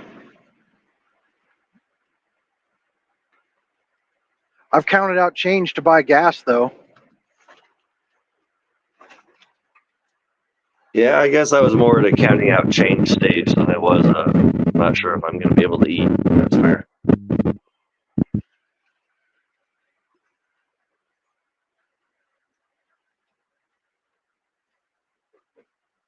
Worst case, I know I could get a discount sandwich from the gas station I was working at. Not even a free meal? Come on. I could have all of the free fountain soda I could drink. And that's one of the reasons I quit that job, because I realized I was drinking between 1 and 3 gallons of Mountain Dew a day. Yellow number 5. Figure that I don't know wasn't if good for me, so I probably ought to knock it off. I don't know if you were listening before we were talking about yellow number 5. Pretty sure that's what's in Mountain Dew. Where it comes from. That must have been before I got on. Yeah. You might not want to know if you enjoy Mountain Dew or anything yellow, basically. Mellow yellow? Probably. If you look up the scientific name for it and where it comes from, probably never consume it again. All right, I'll avoid that then. Thank you for the heads up. You may want to. You may want to avoid it. It's nothing like consumable, that's for sure. It's not like the Well, red dye that actually comes from parasites. all right, I mean, at you're least making me look it up now. Dang it. It's basically this scum that comes off of the top of waste management facilities. Oh, So it's poop foam, and they somehow turn it into yellow dye. And I don't care what you do to it, it's always going to be poop foam to me. gross. Yeah. At least the red, Yeah. at least the red is, an insect. People eat insects all the time.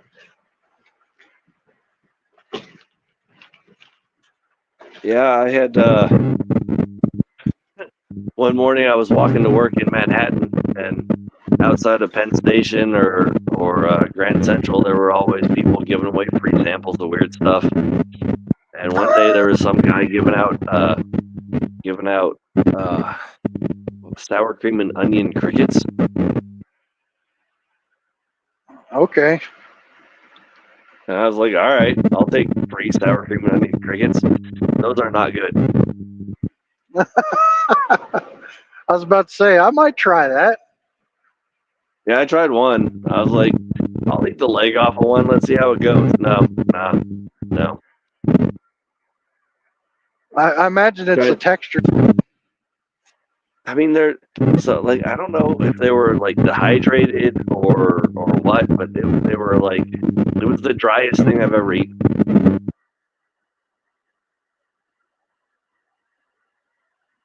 Like it, yeah. I don't know how like licking carpet. I don't know. It was just dry. You're from the West Coast. Does licking carpet mean the same thing as it does on the East Coast? Think of that, but it could, yeah.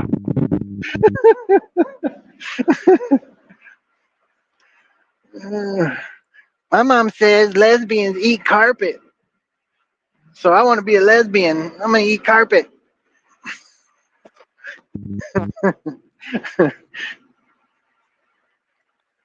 Yeah, different sensation entirely there. Okay. Like I said, it's pretty late. I'm getting loopy. What was I going to say? Oh, and another thing is about eating crickets and bugs. I don't know if you know or not, but they're actually putting cricket powder in some of our food. Yeah, I saw that. I don't remember what the name for it was, but yeah, some kind of stupid name like powder that they. rachata powder or chata powder, something like that. They don't want to actually tell you that they're putting bugs in your food, so they're going to call it something stupid.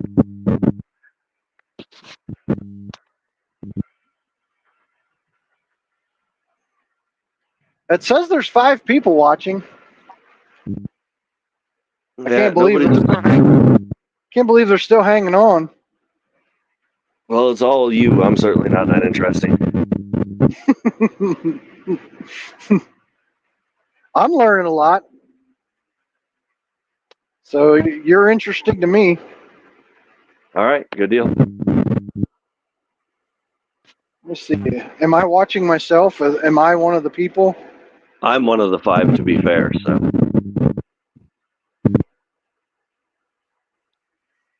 Well, I'm going to exit out. Let's see if it drops by 1. Nope, I wasn't one of them. That thing doesn't work anyways. Sometimes it says 0 and there's people in the comments commenting. Like, I don't know that you can without watching the video, so I don't think that counter is very accurate. yeah.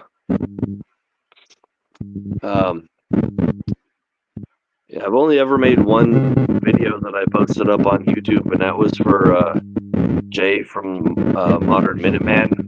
He had a contest, and my son wanted to do it, so it was like come up with a 24-hour patrol rig, and so my son brought his Nerf blaster, and we laid everything out and made a video about it. That's pretty sweet.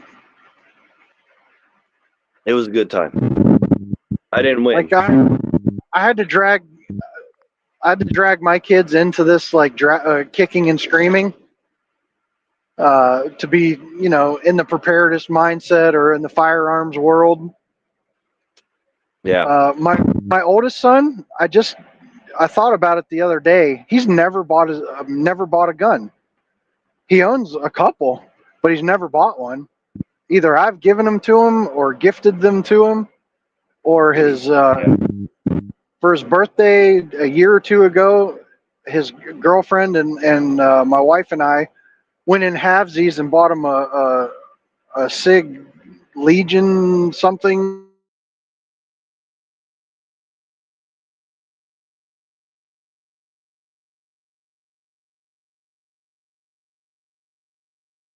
Oh, we froze up. I can't hear you. Most of his were ended up coming from me. I thought about it the other day. He never bought his gun. And now there's a ghost me coming through the. Sorry, you froze up on here, so I was just checking the YouTube version to see if it was showing up or not. Yeah, it's pretty far behind, isn't it? It is pretty far behind. Anyway, I was saying about one of my sons never had to buy his own gun, and my youngest son, for a while there, he hadn't bought his own gun. He's since bought his own shotgun, a hunting rifle, and an AR. Oh, Yeah, I'm lying. my oldest is working on putting together his first rifle right now. So, well, I'm actually lying. I'm not sure he's working on it. I'm working on getting him the parts for him to put together his first. I just realized both of their first ARs they bought parts off of Davidson Defense, and they both built their first AR. So technically, he bought his very first. That's cool. Yeah, my oldest goes out and does training with me. He tells me he said, "Dad, I don't really like shooting. It's not like it's fun, but I understand why it's necessary." Like, all right, dude, good enough for me.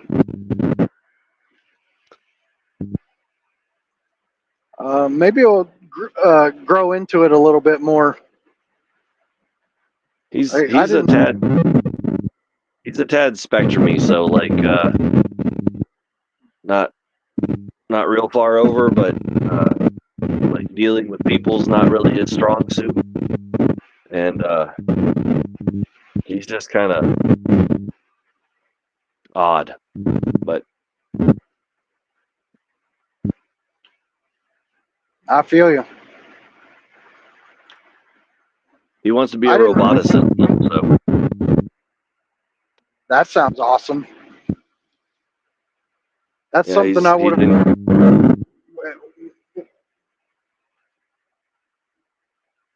he's in college for engineering now, so we'll see how he goes. And the best part is he's got a job and he's paying his own way the whole way through. So That's spectacular. It's hard to do these days. yeah, well, I told him as long as he's got a job and he's going to school, he can stay at home. So he stays here. He doesn't really have a lot of bills, and he's able to pay for a school, and he's saved up a whole bunch of money too. So he's doing real well.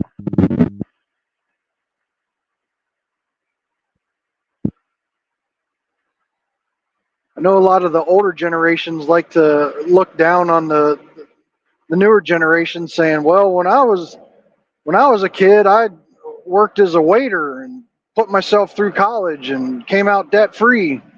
Like, yeah, college was like $400 a semester when you were a kid. Now it's like $4,000 a semester. Yeah, I think he's got 2 regular classes and a lab this year, and it was several $1,000s this semester, I guess. So Going like working towards a goal, I can understand. Some people just go to 4-year college and take general classes, and they don't know what the hell they're going to do. But going to engineering and like trade schools and stuff, I would far rather see somebody do something like that than to just go to college for the sake of going to college. yeah, for sure. That's basically what I did. I went to college and I had no idea what I was gonna do. I just took classes. Luckily, there was a community college, and it was like $13 a credit, so I wasn't really wasting a lot of money.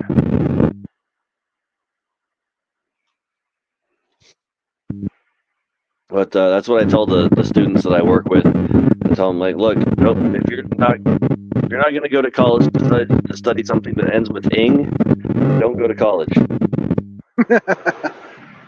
It's not engineering, nursing, something like that. Just don't do it. Go to the library instead.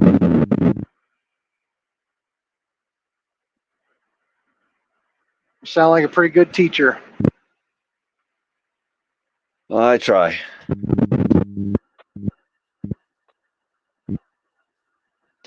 I know when I was going up through school, it was still the everyone's got to go to college phase.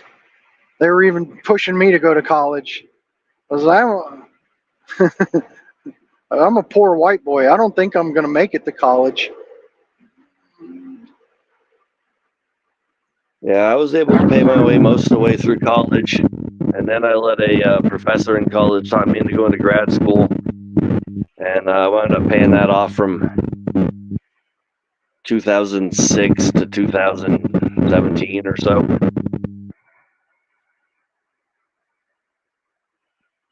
That was $506 a month for almost 13 years. I mean, you could have had a house half paid off by then. Yeah. I actually wound up buying my first house like 2 years before I had everything paid off, I think. But same house I'm in now. I'm not planning on leaving it unless the world goes even farther to crap than it is now. And even then, I'd stay there as long as I could. Yep. Well, our fallback is a 8 or 9 hour drive into the hinterlands. So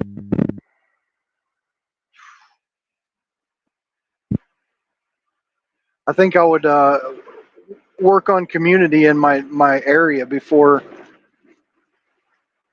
yeah, making that kind of commitment. yeah. Well, my in-laws, that's where they live, and they've got 15 acres in one spot and a half an acre in another spot, and that's the half an acre spot is where their house is, and the other place is only a few miles away. But basically, they got 5 acres for each of their grandkids, and then my daughter gets the half acre spot with the house when they pass on. So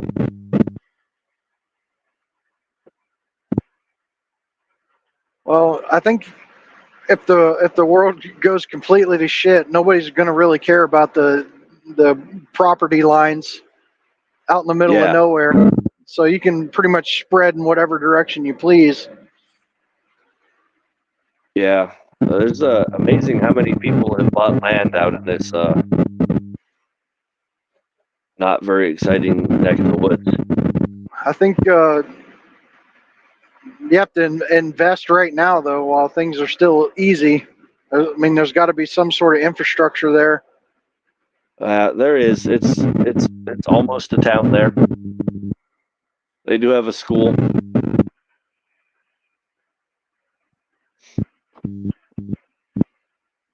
But it's just like I like cold, but it's in the interior of Alaska and it's like -60s, a thing that happens.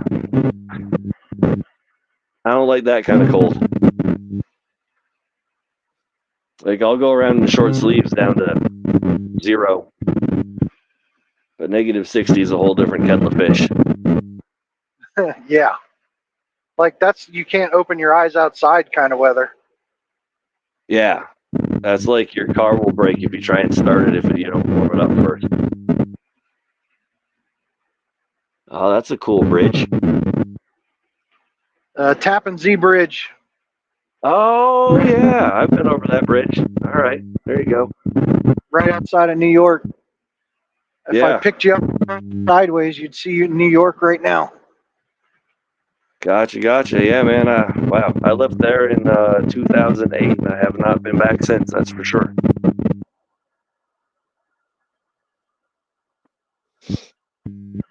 Yeah, I went over this bridge this morning on my way home, and the wind was kicking up super hard. It was throwing my trailers all over the place. I've got a meme I show my students sometimes, and it looks like it's probably out in the Midwest somewhere. I don't know, like Wyoming or something. It's just dead flat, and there's like six semis that are laid over on their sides, and it says, "In case you didn't know, this is how semis sleep."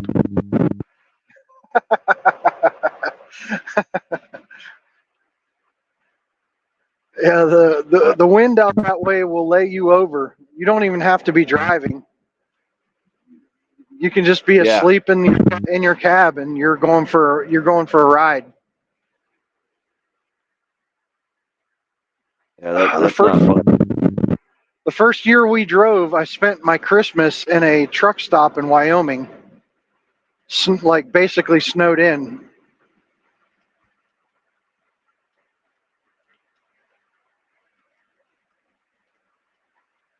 The company gave you incentives to stay out and work during the Christmas holiday because a lot of people take that time off. Yeah. And freight still got to move, so they they offer bonuses. Like there was a bonus on top of everything you were already making. And we figured it up at the end of it. And I think we made, for the 4 weeks that we stayed out, we got an extra like $1,500. And we said, I'm not missing Christmas for $1,500 ever again. Yeah, that doesn't seem like it's a great deal. I mean, it's awesome if you're like don't have a family, a single guy out on the road. Yeah. Just doing whatever you gotta do. A little bonus is cool, but you know, that was the first Christmas we had a grandchild, and I'll probably regret that for the rest of my life, missing his first Oh Christmas. yeah, that's rough.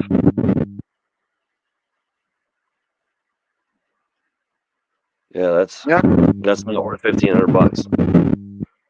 At the time, I justified it like, you know, he's a couple of months old. He's not going to know. But the fact that he but you doesn't will. know, yeah, the fact that he doesn't know doesn't change the fact that I know that I missed his Yeah. first Christmas. That I made my wife miss his first Christmas. Yeah. Well, I mean, but you don't know what you don't know until you don't know it, right? Yeah. So you can't really. I mean, I understand the feeling, but try not to beat yourself up too hard about it. I'm not like, I'm not going to open my wrist up or anything over it. It's just one of those things you think back on and go, yeah, that wasn't worth it. Yeah, for sure. Yeah. I don't think I'm in danger of grandkids anytime soon yet, but who knows? Maybe. You got a 19-year-old. You could have a grandkid very soon. Yeah, he'd have to leave his room for that, for sure. Or have visitors to his room. Either one. You just never know how that goes. Because my youngest is basically the same way. But what's funny when he was still, his friend from school over to my daughter's birthday party was the female version of my son. Like the way they acted, their mannerisms and everything, like oh my God, you just found your soulmate.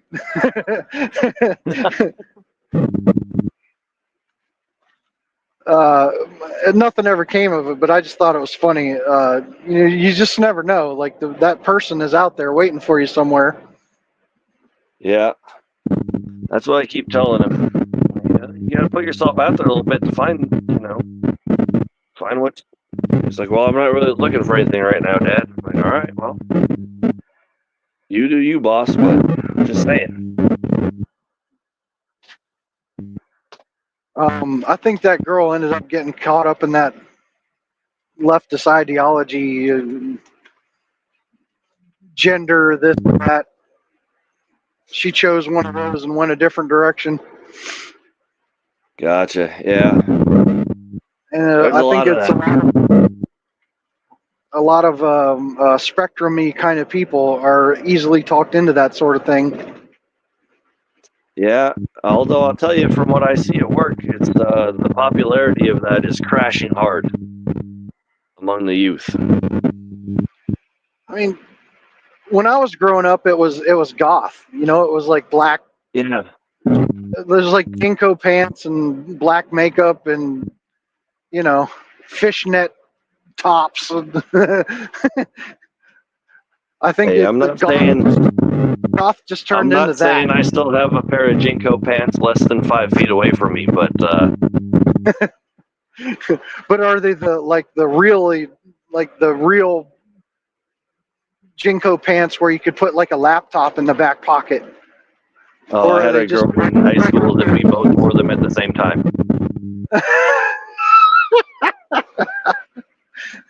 wore the same pair at the same time? Yes.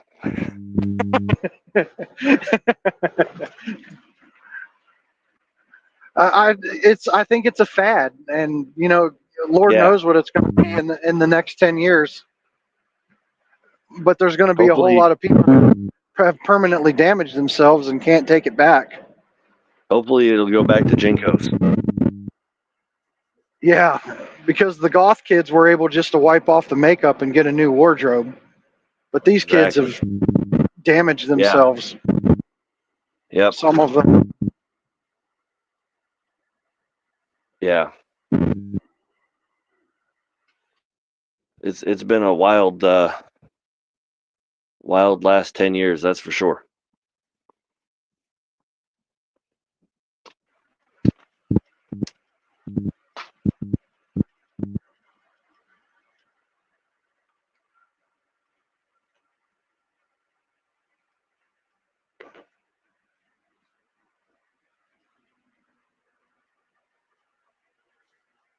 All right, well, it's coming up on 10, so I should probably go make sure all my kids are in bed and check on the wife, see how she's doing.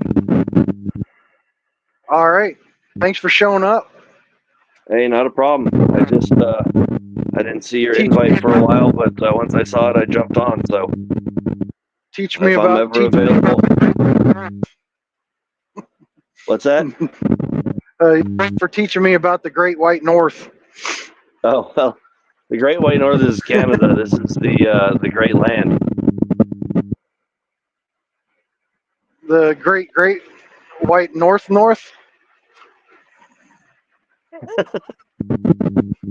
This is the good part of the Great White North. Yeah.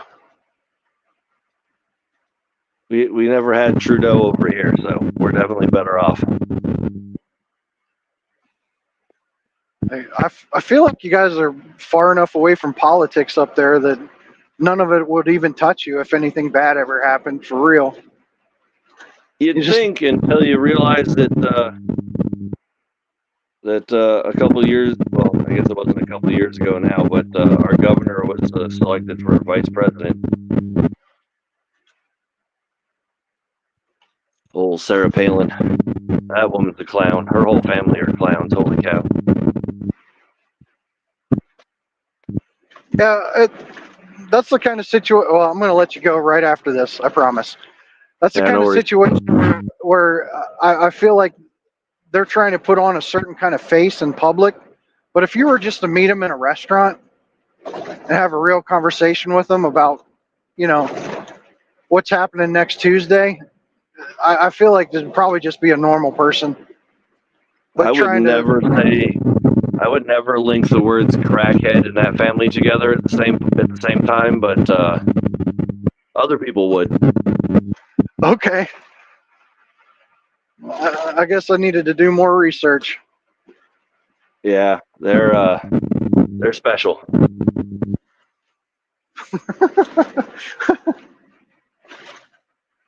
All right. All right, man. Drive safe.